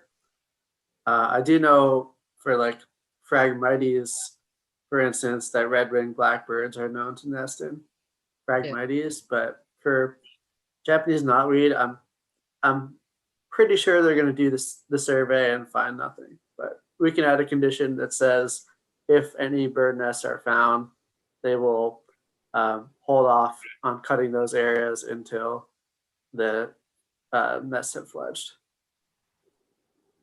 Yeah, thank you for your input on this one, Seth. So I wrote out the condition, and I 100% agree with Seth. I think if there's a bird that gives it a shot, a red-winged blackbird would probably be the best one for that area, given what's there. But I've never even heard of birds nesting in knotweed before, so it's probably going to be pretty safe. But the condition I put down was prior to any cutting of Japanese knotweed, the area shall be surveyed for bird nests. If any are found, cutting shall be delayed in those areas until after the nesting season. So just a question for Seth, if you don't mind, Madam Chair. Is there a plant that you could plant in lieu of Phragmites to help offset that if there is some birds in there? Yeah, sure. You would just substitute native wetland vegetation like cattails or high tide bush, I think we call it groundsel in the commission, or things like that. So just a native plant would come back and that they'd go back to that eventually. Yeah, I mean, most birds, especially songbirds, are looking for just adequate structure in an adequate location. So, you know, some nesting birds require deciduous trees to nest in, but a lot of songbirds are just looking for well-vegetated structure to hold up their cup nest. Thank you. Yeah, I'll say from some personal experience, red-winged blackbirds love to nest in cattails. It's good structure. Yes, I was just going to add that. And since we've gotten rid of so much of the Phragmites on Long Pond, it's been nice to see more of them, because apparently they didn't like the Phragmites on Long Pond, and they do like the cattails. So Oh, that's awesome. Very cool. Great. Any other additions to this order, or would somebody like to make the motion to approve as amended? So moved. And seconded. Mark, you're seconding that? Yep. Okay. So by roll vote, Beal, Aye. Engelborg, Aye. Arisman, aye. Golding, Aye. Phillips, Aye. Popham. Aye. Right, that carries unanimously. I know we closed the other land bank one, but we don't have an order. Jeff, would you like input on that? Sure, and if it's okay, I'll ask the kind of a loaded question here. We do have a couple of meetings next week, just to kind of keep it off of our regular meeting in 2 weeks. I think I can tack on, if there are ones that we close tonight, we can issue them at like the Monday meeting. And I have a certificate of compliance that came in today too, or actually came in yesterday, that I can make it on for this meeting. If it's all right with you guys, we can just tack those on so we're not carrying them on to the seemingly never-ending monster agendas of our regular meetings. Yeah, I think that's fine to just put it at the end of Monday's meeting. Cool. But yeah, if anyone has any suggestions for the Edison property there, happy to take them. Just for the record, the HDC is seeing over 150 applications per week. That's their own fault. So, I mean, long agendas. Now, anywhere 3 to 4 weeks before a project gets heard. Mark? See, we hear all of ours all of the time. Ashley, would it be appropriate for me to suggest an addendum to the land bank and the town NOI for, you know, all their properties? I have one thought on that decision. We're gonna be discussing all the property application on Monday during that meeting. But they won't, will Jeff already have drafted a decision? No. Good, okay, good, I'm good. Those two are much too entwined for me to take a shot at it before we kind of start wrapping up. I will fess up that I always, for controversial or detailed projects like that, I start drafting during public hearings and from notes, just so it's not like a 10-day task at the end. So I have started what they would look like, but they are by no means in ready for viewing forms. 10-4. Thanks. They're all disorganized. Yeah, well, it looks like there's no specific direction on the 160, 162 Orange Street, so I would go with kind of standard conditions. I'll see what I can do. Yeah, thank you, Jeff. So that moves us on to Moline at 27 Winoma Way. So this was the beach stairs that we just heard after the you know, the game of Clue we played with Jeff Blackwell. So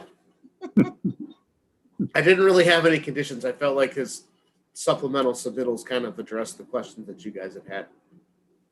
And they removed that landing, so I didn't really have anything to add. It's kind of the basic plain Jane.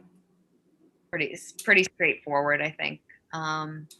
So once everybody takes a look at this draft, if somebody would like to make a motion to approve as drafted. So moved. Second. Seconded by Maureen. So by roll vote, Beal, Aye. Engelborg, Aye. Arisman, aye. Golding, Aye. Phillips, Aye. Topham. Aye. Right, that carries unanimously. And that moves us on to Robert Goldrich and Brian Rice at 41 Crooked Lane. So, sorry, I do have a quick typo up in the applicant's name. I have Robert Goldrich and Robert Rice instead of Brian. So, other than that, the only condition that I put on this one, this was for the garage outside of 50 feet that Art Gasparo presented this evening, is I just had the condition that all the construction materials were to be stored outside of the 50-foot setback because it's right backed up to it, just to make sure that stuff doesn't start migrating backwards. Thank you, Jeff. Does anybody have any additions or amendments to the order, or is there a motion to approve as drafted? Was there an issue about the water level on the foundation? Was not a question that like Seth brought up or somebody brought up as a high level? No, or Maureen I did. know Maureen had brought it up, and I for But it myself personally, Mark, I thought that Art had given a pretty good explanation of how he had determined that and its proximity and the feeling that it wasn't going to have an adverse impact onto groundwater. So, Yeah. And you're okay with that, Jeff? yeah, yes. Joe? But that 2-foot waiver is not a no build zone. It's just informing the Concom that they're going within 2 feet of the water level. So, Correct. and he's 6 inches plus or minus above it. So I'm fine with it. Great. So it looks like people are okay, and I think I made a misstatement because there is a correction to this one. So is there a motion to approve as amended? So move. So motion made by Joe. Is there a second? Seconded by Mark. So by roll vote, Beal, Aye. Engelborg, Aye. Arisman, aye. Golding, Aye. Whoops, Aye. Topham. Aye. That carries unanimously. And that moves us on to Goran and Melinda Puljic at 14 Almanac Pond Road.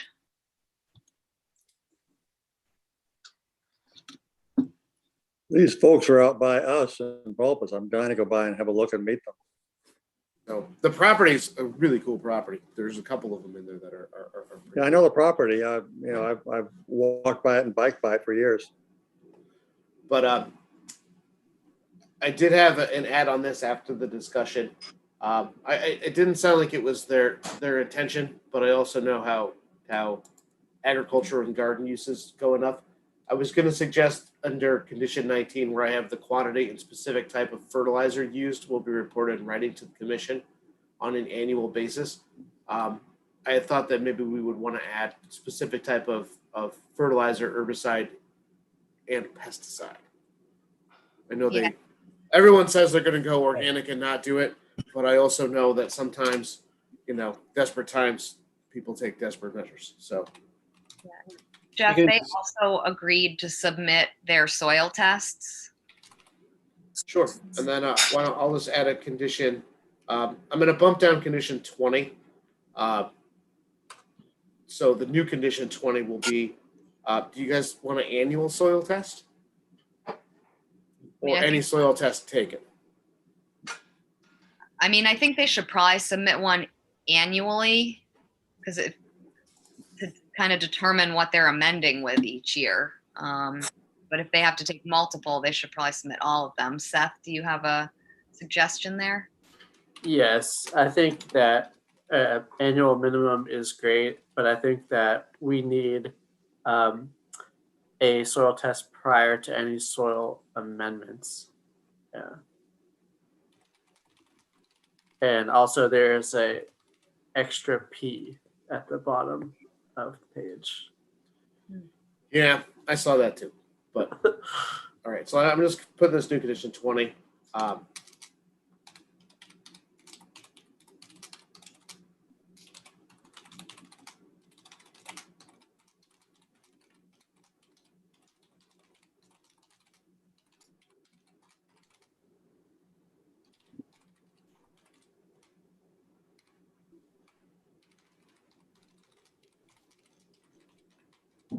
All right, so new condition 20.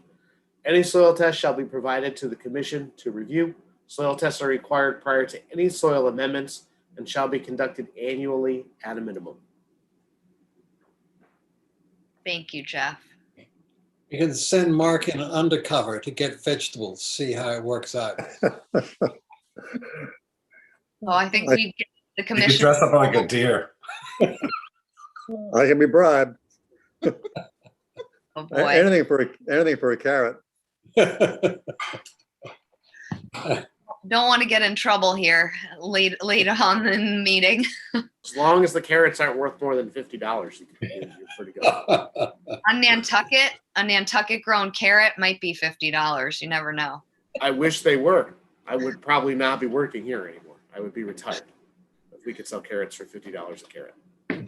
All right. Is there a motion to approve as amended? There is. Is there a second? Seconded by Joe. So by roll vote, Beal, Aye. Engelborg, Aye. Harrisman, aye. Golding, Aye. Phillips, Aye. Topham. Aye. That carries unanimously. And that moves us on to Wendy and James Scott Douglas at 339 Pulpus Road.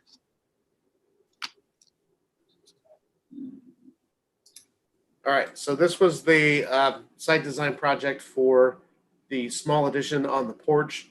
And then kind of the bigger piece of the project we talked about was the brush cutting and vegetation management that's there.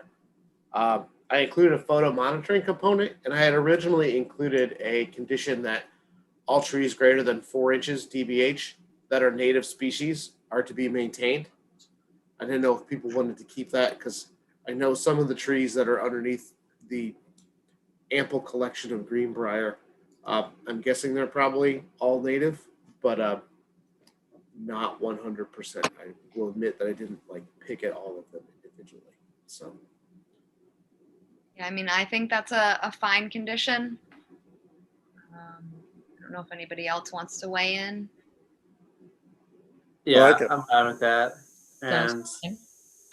I know it's called out in the plan, but I don't know if we need a condition that says that the extent of the brush cutting area will be permanently delineated with markers.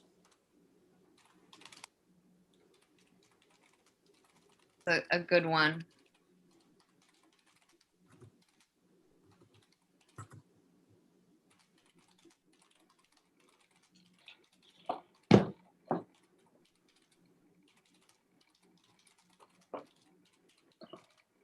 So he's added that the extent of the brush cutting area shall have permanent markers installed along the boundary. Thank you, Jeff. Any other thoughts, or is there a motion to issue as amended? Motion to issue is amended. All right, motion by Maureen. Is there a second? Second. Seconded by Joe. So by roll vote, Beal, Aye. Engelborg, Aye. Harrisman, aye. Golding, Aye. Phillips, Aye. Topham. Aye.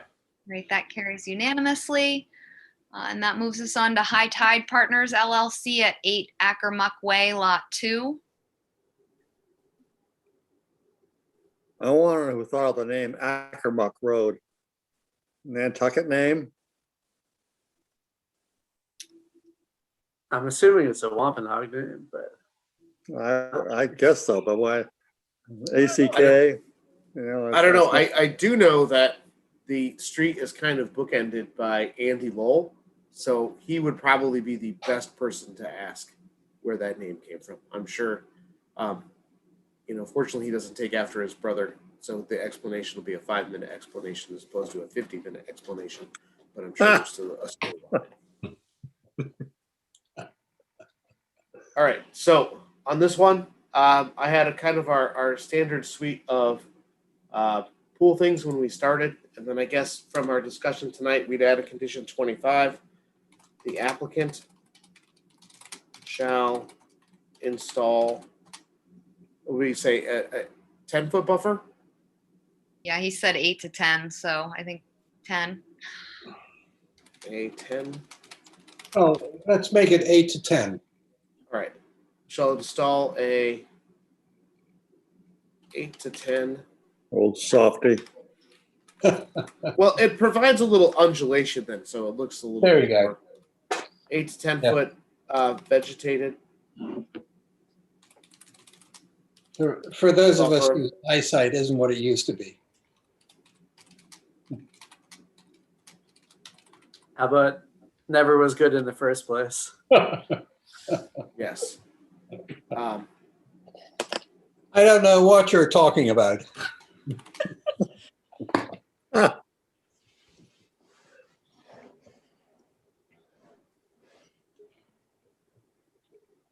All right, so I just put 25. The applicant shall install an 8 to 10 foot vegetative buffer of native shrubs with no cultivars with a maximum 3-foot wide path to access the pond. Thank you, Jeff. I really wanted to try to get really fancy about that and say that to get to the pond, they had to have, just couldn't figure out the language fast enough, like a curved path. So their shrubs overlap. So they had to come around. So there was none, but I just, at 8:32, my brain can't think fast enough to come up with what that was. Interlaced?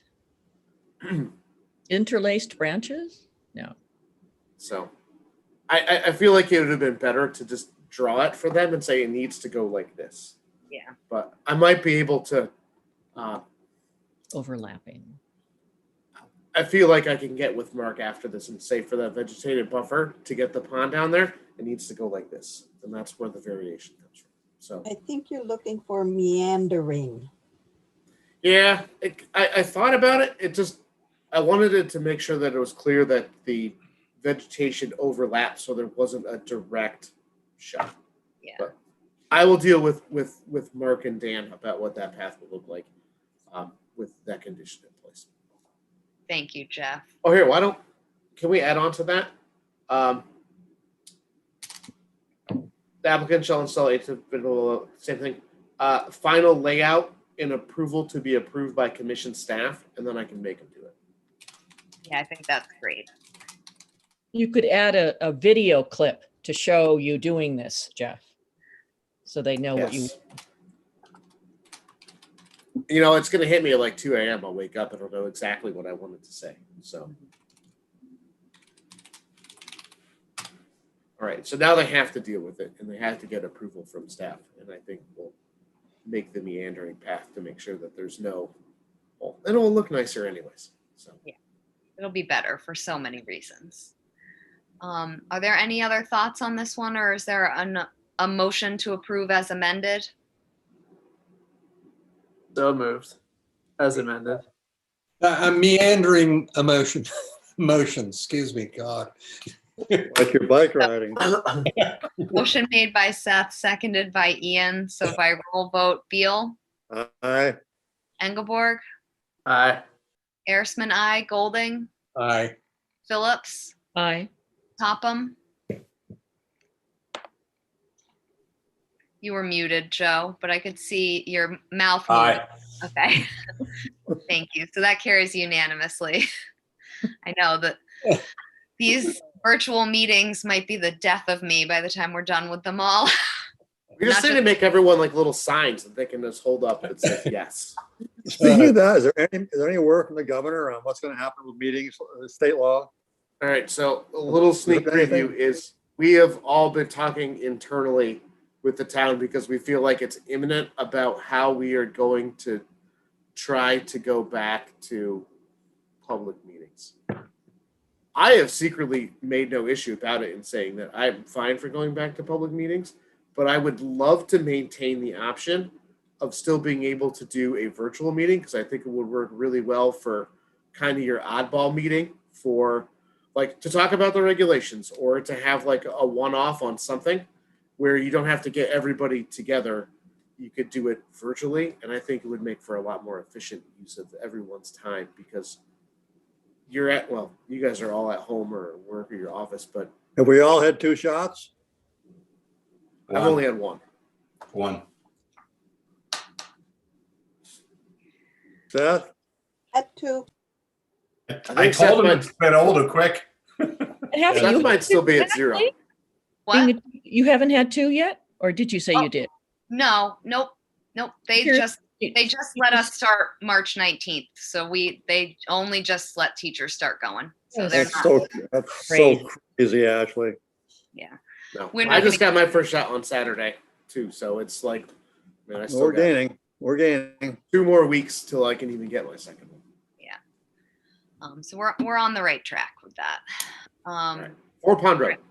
Yes. So 4 Pond Road, Kathy Gallagher and Mark Aguiar.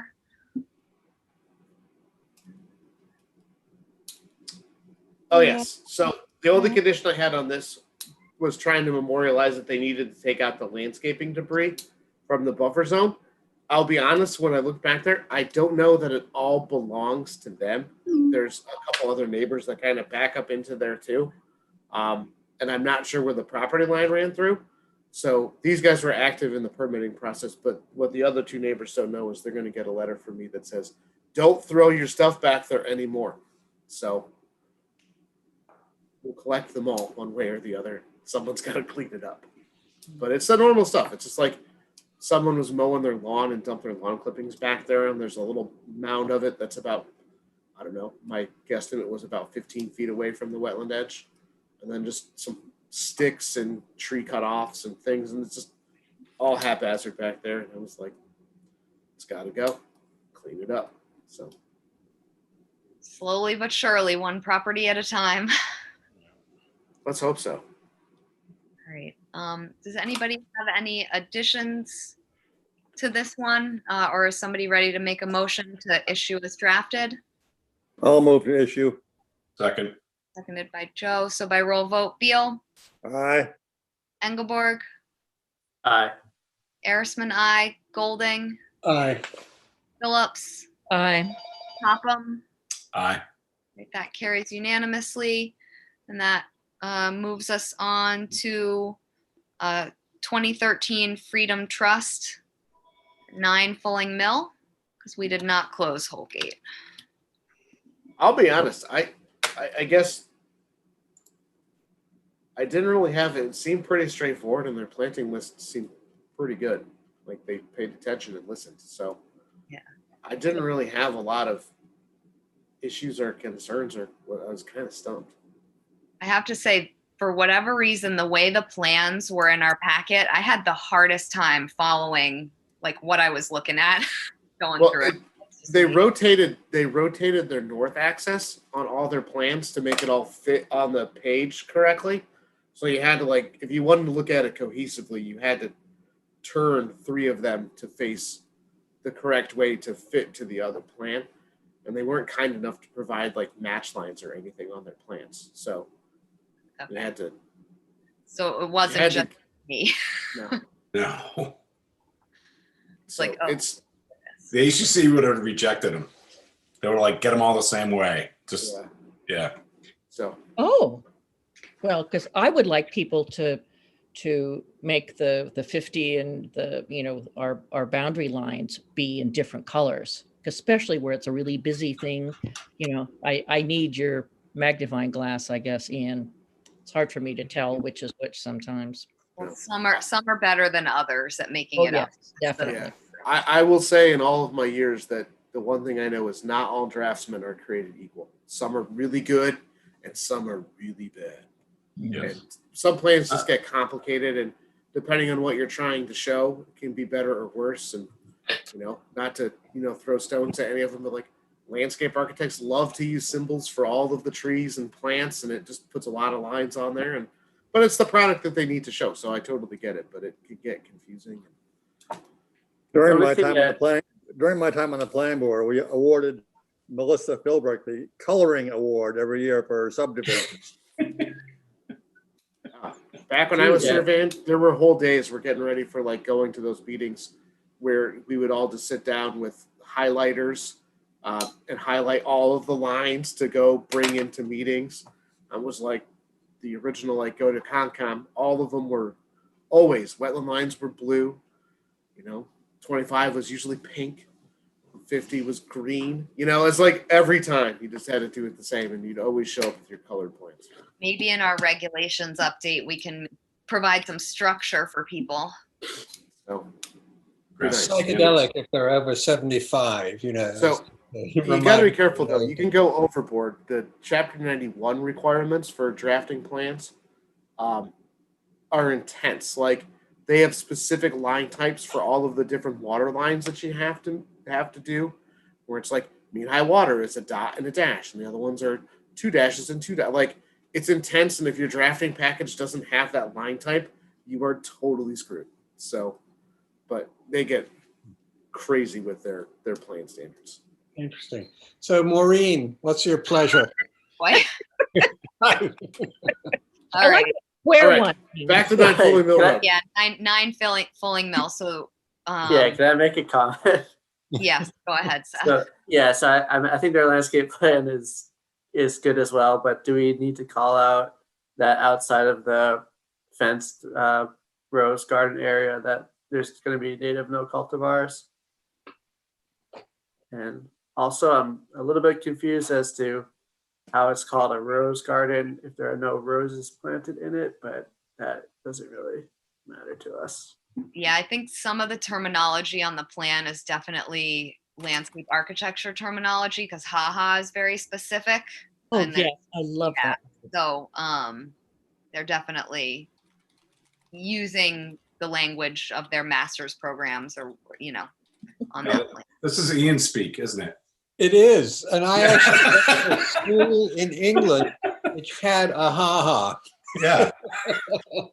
From the 18th century. And you know the basis of that, right? You walk right up and you go, aha. Because you're taken by surprise that there's no fence, just a ditch. Or else you fall in. Good one, Seth. All right, so I added the area outside the rose garden shall be planted with native species with no cultivars. Yeah, I think that's good. Any other additions, or is there a motion to issue as amended? So moved. Second. Seconded by Maureen. So by roll vote, Beal, Aye. Engelborg, Aye. Arisman, aye. Golding, Aye. Phillips, Aye. Topham. Aye. Right, that carries. And then we have Kim Glowacki, 44 Washington Street. Are We these could do these one at a time this time because they're a little bit different. a little different? All right, so we'll start at 44 Washington Street, which is Right. the one that's having the house moved off, correct? Correct. So I didn't have any conditions. I just wanted to do it differently because this one also involves the buffer zone to the coastal dune and not just land subject to coastal storm flowage. So it's a little bit different in consideration for conditioning, but not really. You have both addresses as 44 Yeah. Washington Street. Yeah. Oh, I caught that after the fact, so I fixed Oh. that on my version, but I emailed it out with the wrong. Sorry. Okay. Yeah, because I was wondering, you didn't put coastal dune by 44. Right. Like, No. oh, yes, it's there. No, Okay. that's by 3401 is the Washington Street one with coastal dune. The 3402 is the Meter Street with no coastal dune. Okay. Sorry about that. We So- put in the foundation. being helical piers and Yeah, so I just want to back up a second and probably start with the meter street because that's the first one in our packet. yeah. That's 3402. Yes, 3402. Yeah, I have it right in the bottom, in the footer, and just wrong on top. Okay. Because I kind of misidentified that one. So, Joe, what was your comment on this with the helical piers? Because we controlled 57 and 59 on that foundation detail where they had helical piers, and then on top of that, they were able to do a primitive footing and then go up. So they really don't go down that far, and there's less disturbance below the water line. So that's why I was recommending that. Okay. So are you wanting to make that a condition? I think we should make a condition. So if we make it a condition, we can put that the foundation shall be helical piers or based upon helical piers. Yeah. If they decide later, if they want to try to do a different foundation, they can always come back and amend the permit. So Yeah, Don said it was probably the direction that we're going to go, but just to make sure that that's the detail we want to see. Thank Or you. I want to speak on your behalf. So, Joe, a question through you, Madam Chair. Yep, Ian. Are they as strong as a conventional pier when it comes to stormwater flowage? So it's about a 2 to 2.5 inch pipe. Yeah. And then it has these fins going out like an auger. So yeah, the downforce, and there's no obstruction for any tidal flowage going back and forth. So So it actually- work out really well. It's less resistance. Correct. Yeah. I've actually heard, Ian, that they're actually stronger than conventional piers. They are Yes. They have some crazy holding power. unbelievable. It's a great addition, I think. Any other amendments to this one? Is there a motion to issue as amended? So moved. Is there a second? Second. I'm going to give it to Joe, seconded by Joe. So by roll vote, Beal, Aye. Engelborg, Aye. Erisman, I, Golding, Aye. Phillips, Aye. Topham. Aye. Right, that carries unanimously. And that moves us on to 44 Washington Street, 3401, which is the removal of the dwelling. Yeah, they're removing everything and then kind of restoring the site. I don't have any inside information on this, but I feel like we'll probably see the land bank back at some point for whatever program they're going to put on there. And I think they were just hoping to put the site back, it sounded like, just into kind of a regular situation until they decide what they're going to do. Do we think that the restoration of the site is enough wording to have them clearly restore it properly? I think given the fact that it's the land bank, I would say yes. Except Kim's doing it. I think, well, the No, land bank land the bank. land bank will be doing the restoration. I think Kim is just moving the house and Oh, good. removing like the brick driveway and stuff. But I think once that gets all that's removed, I think the land bank is going to be overseeing whatever finalization is there. Good. Yeah. No So- need to add a caveat of no neon signs. All right, so if everybody's good with this one, is there a motion to issue as drafted? So moved. All right, motion made by Ian, I think seconded by Seth. So by roll vote, Beal, Aye. Engelborg, Aye. Erisman, I, Golding, Aye. Phillips, Aye. Topham. Aye. All right, that carries unanimously. That moves us on to other business. Approval of minutes from March 11th. I hope everybody had a chance to look at the minutes. I don't know if anybody has any comments or amendments to add, or if somebody would like to just make a motion to approve as drafted. Motion to approve is drafted, and thank you, Terry, as always. Thank you, Terry. Yeah, thank you, Terry. Is there a second? Thank you, Terry. Seconded by Mark. So by roll vote, Beal, Aye. Engelborg, Aye. Arisman, I, Golding, Aye. Phillips, Aye. Topham. Aye. Right, that carries unanimously. And yes, thank you, Terry. You always do just such great minutes for us. That moves us on to reports. Crack. Well, nothing really, apart from, as I brought up earlier, about the CZM grants still being available. But I think that's in Jeff's hands, right? There's a few of us involved with a few different things, but yes. Right. Ian, I kind of had a question, and I don't know if you have the inside being on crack, but it's about the Arcadis study or studies. And I was just wondering, are they looking at like carbon emissions from projects at all? Like truly thinking about the future? Or is that totally outside of this? I don't believe so. And I don't know, but I don't believe the subjects come up. So I'm happy to ask next time. Their next quarterly report is going to be given on April 13th at the crack meeting at April 13th. So I'll make a note of asking that. Do you know, Jeff, anything along those lines? I can answer this question for Ashley. So the answer is this study specifically, Ashley, no, for coastal resiliency, but the town has started to put together kind of a scope and plan because coastal resiliency doesn't cover, I think, that scope broadly enough that instead I believe we are going to put together some sort of, it's more of a climate change, but more of like a climate mitigation policy, or I hate to use the word plan because I feel like the town has 8 gajillion plans, but essentially like a climate action plan that says we need to start offsetting all of these things. Some of the other things we've talked about for it is figuring out ways to better enhance, alternative energy options on the island and provide that, find some way to, offset carbon in projects and in town things and other policies, and everything down to just as simple as, how do we promote better green spaces that are better at doing things other than just growing grass to be mowed, and kind of a more comprehensive look. We talked about it for the coastal resiliency plan, but I think we felt that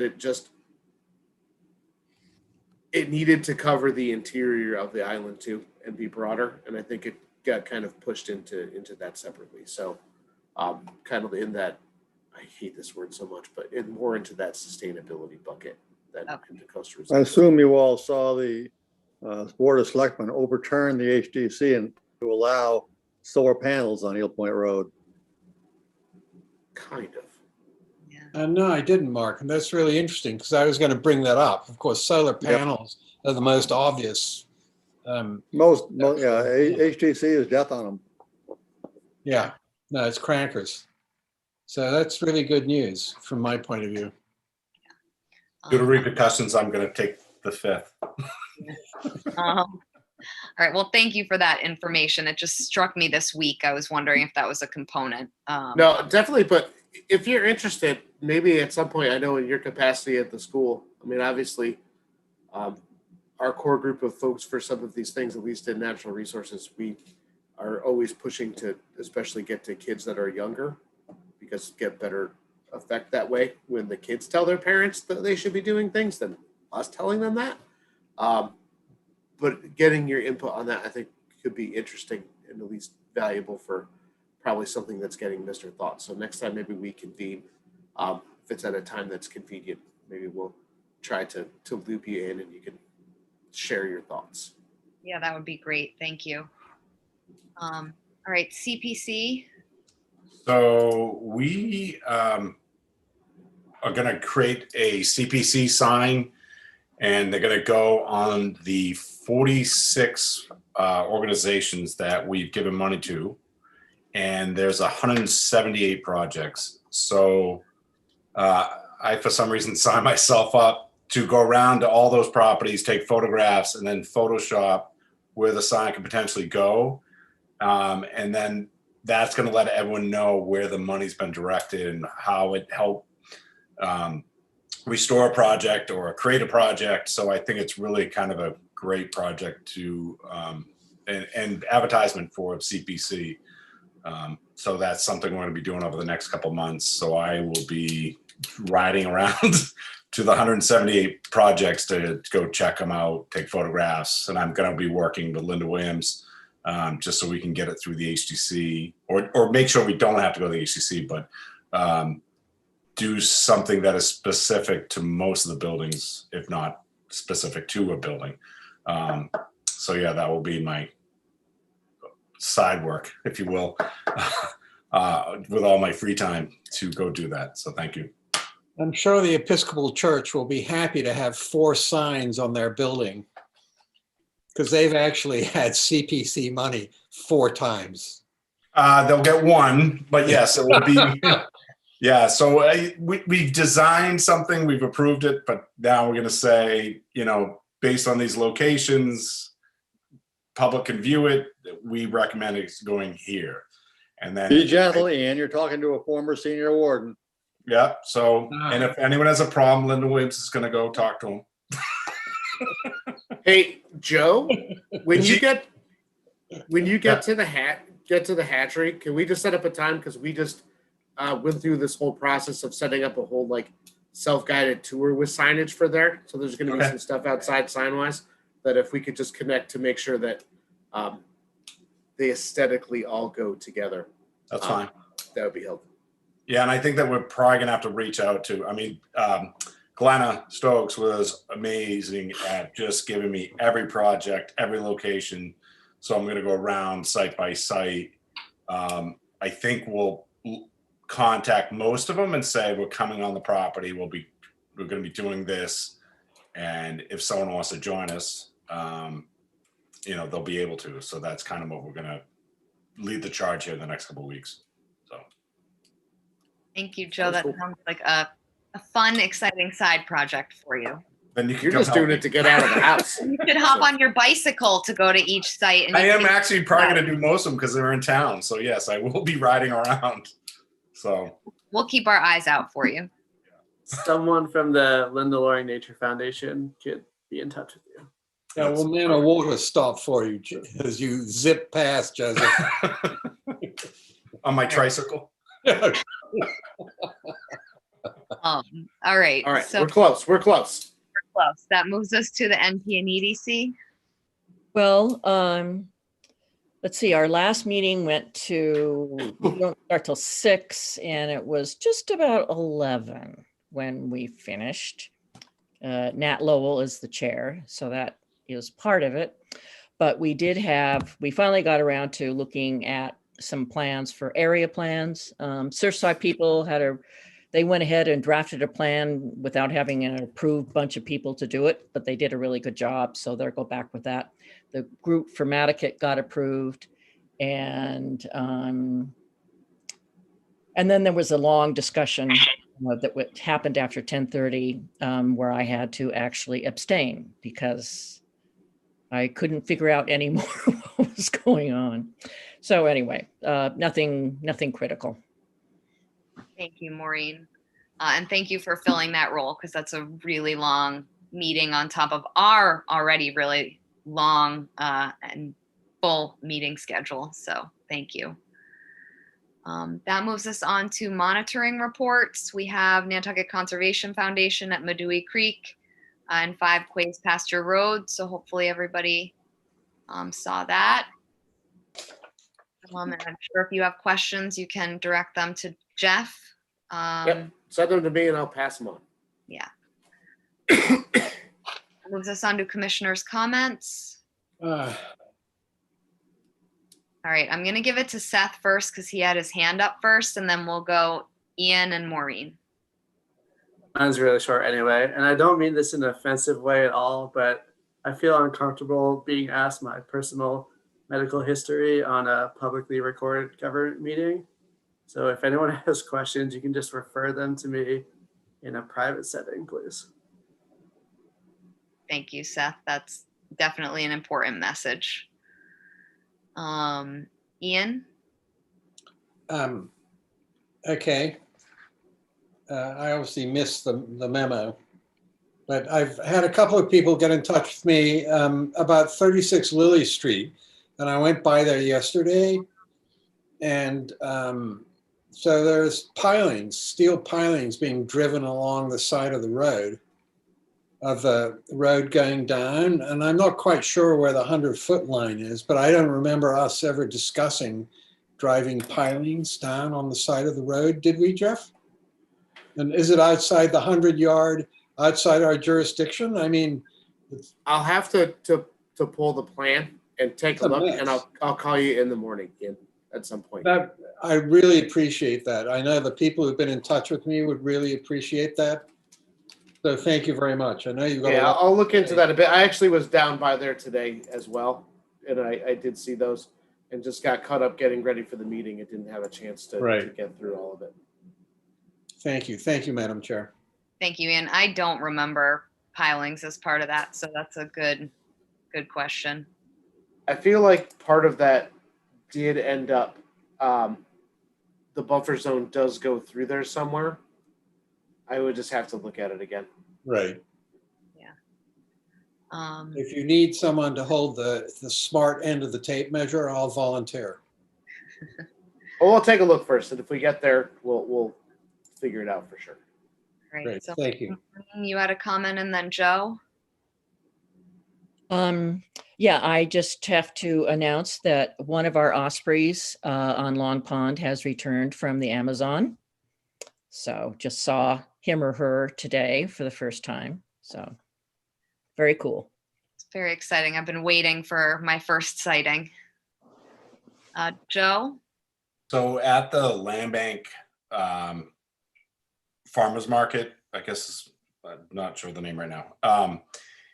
Anyhow, on Hummock Pond Road, there are some pipes and debris that are going from the edge of the fence and going directly into the wetland, and I'm not sure if that's a legit thing.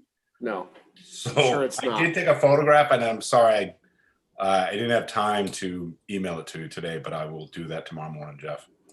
Definitely, and I'll swing out there and take a look as well. Yeah, Is that the sustainable Nantucket place, Joe? Yes. Yeah. Thank you. And there was some construction debris within the wetland as well. But yeah, I actually was riding my bike and I looked over and there's a pipe that is underground and it pops out in the wetland, and it basically goes, they have a conduit that goes all the way down the row, and everything kind of culverts in and it comes down. So this fertilizer and whatever is just going into the wetland. So is that near the farm stand? It's behind the farm stand. If you're looking at it and you go towards the south side, there's like a 5 to 6 foot wide path that you can go along the side of it. And I was like, oh, let's just go for a little bike ride to see what it's like. And as I started to go, I started noticing all these things. After that, I said I'd stop. I'd let Jeff go do a full inspection. So Thank you, Joe, for reporting that one. no problem. Yeah. There's a report of a deer that was attacked in the fenced-in area, so I'm trying to get some information on that by some of the farmers' dogs. So trying to get more information on that. Apparently, it ripped the deer apart. So it's hearsay. That's rumor right now, but I'm trying to find out more about that. So I'll let you know as that comes forward. Waste of good venison. Is that what you're saying? Well, I think the poor thing was just, caught No, within I the understand. fencing. It was just, awful. And deer can get really stressed. They can actually die just from being trapped and stressed out. So that's really unfortunate that somebody couldn't control their dogs. well, I guess they called them for a couple of days, said, you have a deer in there. And they're like, yeah, whatever. And the next thing you know, they brought their dogs, and kind of a Romanesque kind of slaughter instead of doing the main thing. I mean, I get it if it's out in the wild and things happen, but you can't hunt with dogs though around here. So that's like a legit animal cruelty issue. But right now it's all hearsay. So I'm trying to get some documentation. I believe one of the police officers went out there. So I'm just trying to get that information. Yeah. Thank you, Joe. Yeah, not good. Any other commissioners' comments? Looks like no administrator staff reports. Just really quickly, and I know he's hanging on, so I'll go fast. I think Rob wanted to give a little update on the Saskatchewan Pulpus project, if he's still there. He's been hanging tight this whole time. So, and while he's getting ready, I will say we did open Saskatchewan today. So hopefully Thank it's you, Jeff. Thank you, Madam Chair. So we have been pursuing a professional consultant to help us through the enforcement order to bring this living shoreline project, including the initiated project with Audubon, to include the wave attenuation and living shoreline project, along with the final disposition of the wall forward. Unfortunately, between Jeff and I, the consultant that had been on board has been presenting figures and scopes of work that are really outrageous. So we are seeking additional professional consultants to do this work for us while we maintain conversations with Natural Heritage and DEP. As of today, I've spoken with Natural Heritage and was notified that we should expect notification soon of the need for a rare plant survey with habitat assessment to inform our restoration plan and the potential impact on any habitat along the shoreline. And particularly with regard to timing, the survey of this particular state threatened species to help determine if any take has taken place would need to be done during the growing cycle of the species that may have been present because of the habitat area. And we were told that the timing of that is late summer or early fall to be able to even conduct a study in the project area. So timing wise, it certainly is further out than we expected to be able to move forward with an actual permit plan, but that's really not stopping us from moving forward. What's really been slowing us down is going back and forth with extremely busy consultants that are providing us with proposals that are just not acceptable. And so we've taken further steps to seek proposals with similar scopes from 3 additional consultants. We will expect to be, signed up as soon as possible with that, and we'll be moving forward and involving your committee as well as DEP and Natural Heritage, and certainly Mass Audubon through that process. In the meantime, I am drafting a letter back to the Director of Coastal and West Region Mass Audubon, Stephen Hutchinson, who has reached out on 2 occasions, once in November and once in February, with a letter to the Select Board looking for answers. Jeff and I have been keeping Sam, the local Mass Audubon rep, Sam Kefferstan, informed as to the similar challenges that we're faced with. And apparently that information has not been passed along. So I'm drafting a letter catching Stephen up to speed with where we're at, and we'll plan to keep him informed directly moving forward. So I just wanted to take this opportunity and provide the commission with an update on that. Thank you, Rob, for that update. Does anybody have any questions for Rob? Ian? Thank you, Madam Chair. Through you. So, Rob, I was a bit disconcerted by Audubon's observation that their letter had been ignored for 3 months. Do you have any backstory to that, or is it no longer an issue? Yeah, I don't believe it's an issue. As I mentioned, I'm drafting a letter to respond to him before the weekend. Thank you. Thank you, Rob. Any other questions for Rob at this point? Looks like no. Well, thank you so much for the update. It's good to know that progress might be slower than we anticipated, but you're still working through all the hurdles that you need to work through with a project like this. Yes, ma'am. All right. Thank you so much. Thank you. Thank you. I don't have anything else to add, if it's helpful. If I did forget, I'll see you all on Monday anyways, so I can tell you that.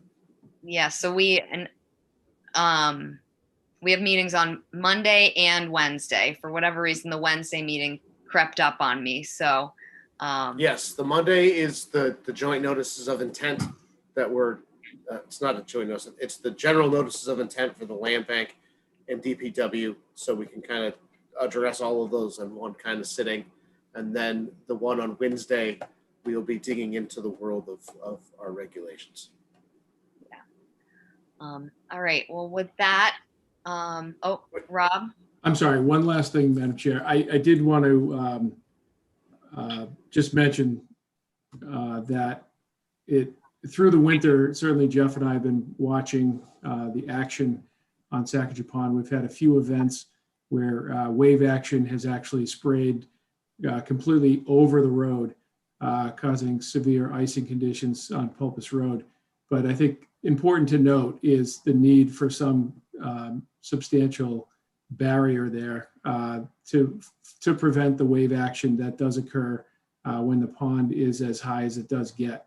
Yes, action to open happened today, I believe, but we'll send some pictures along again to just show the commission who may or may not be out there during and witness any of these events, the threat to the public infrastructure out there and the roadway, and just being able to have that emergency outlet for Milestone Road as well is truly threatened based on the conditions that exist and are expected to continue to exacerbate with sea level rise and climate change.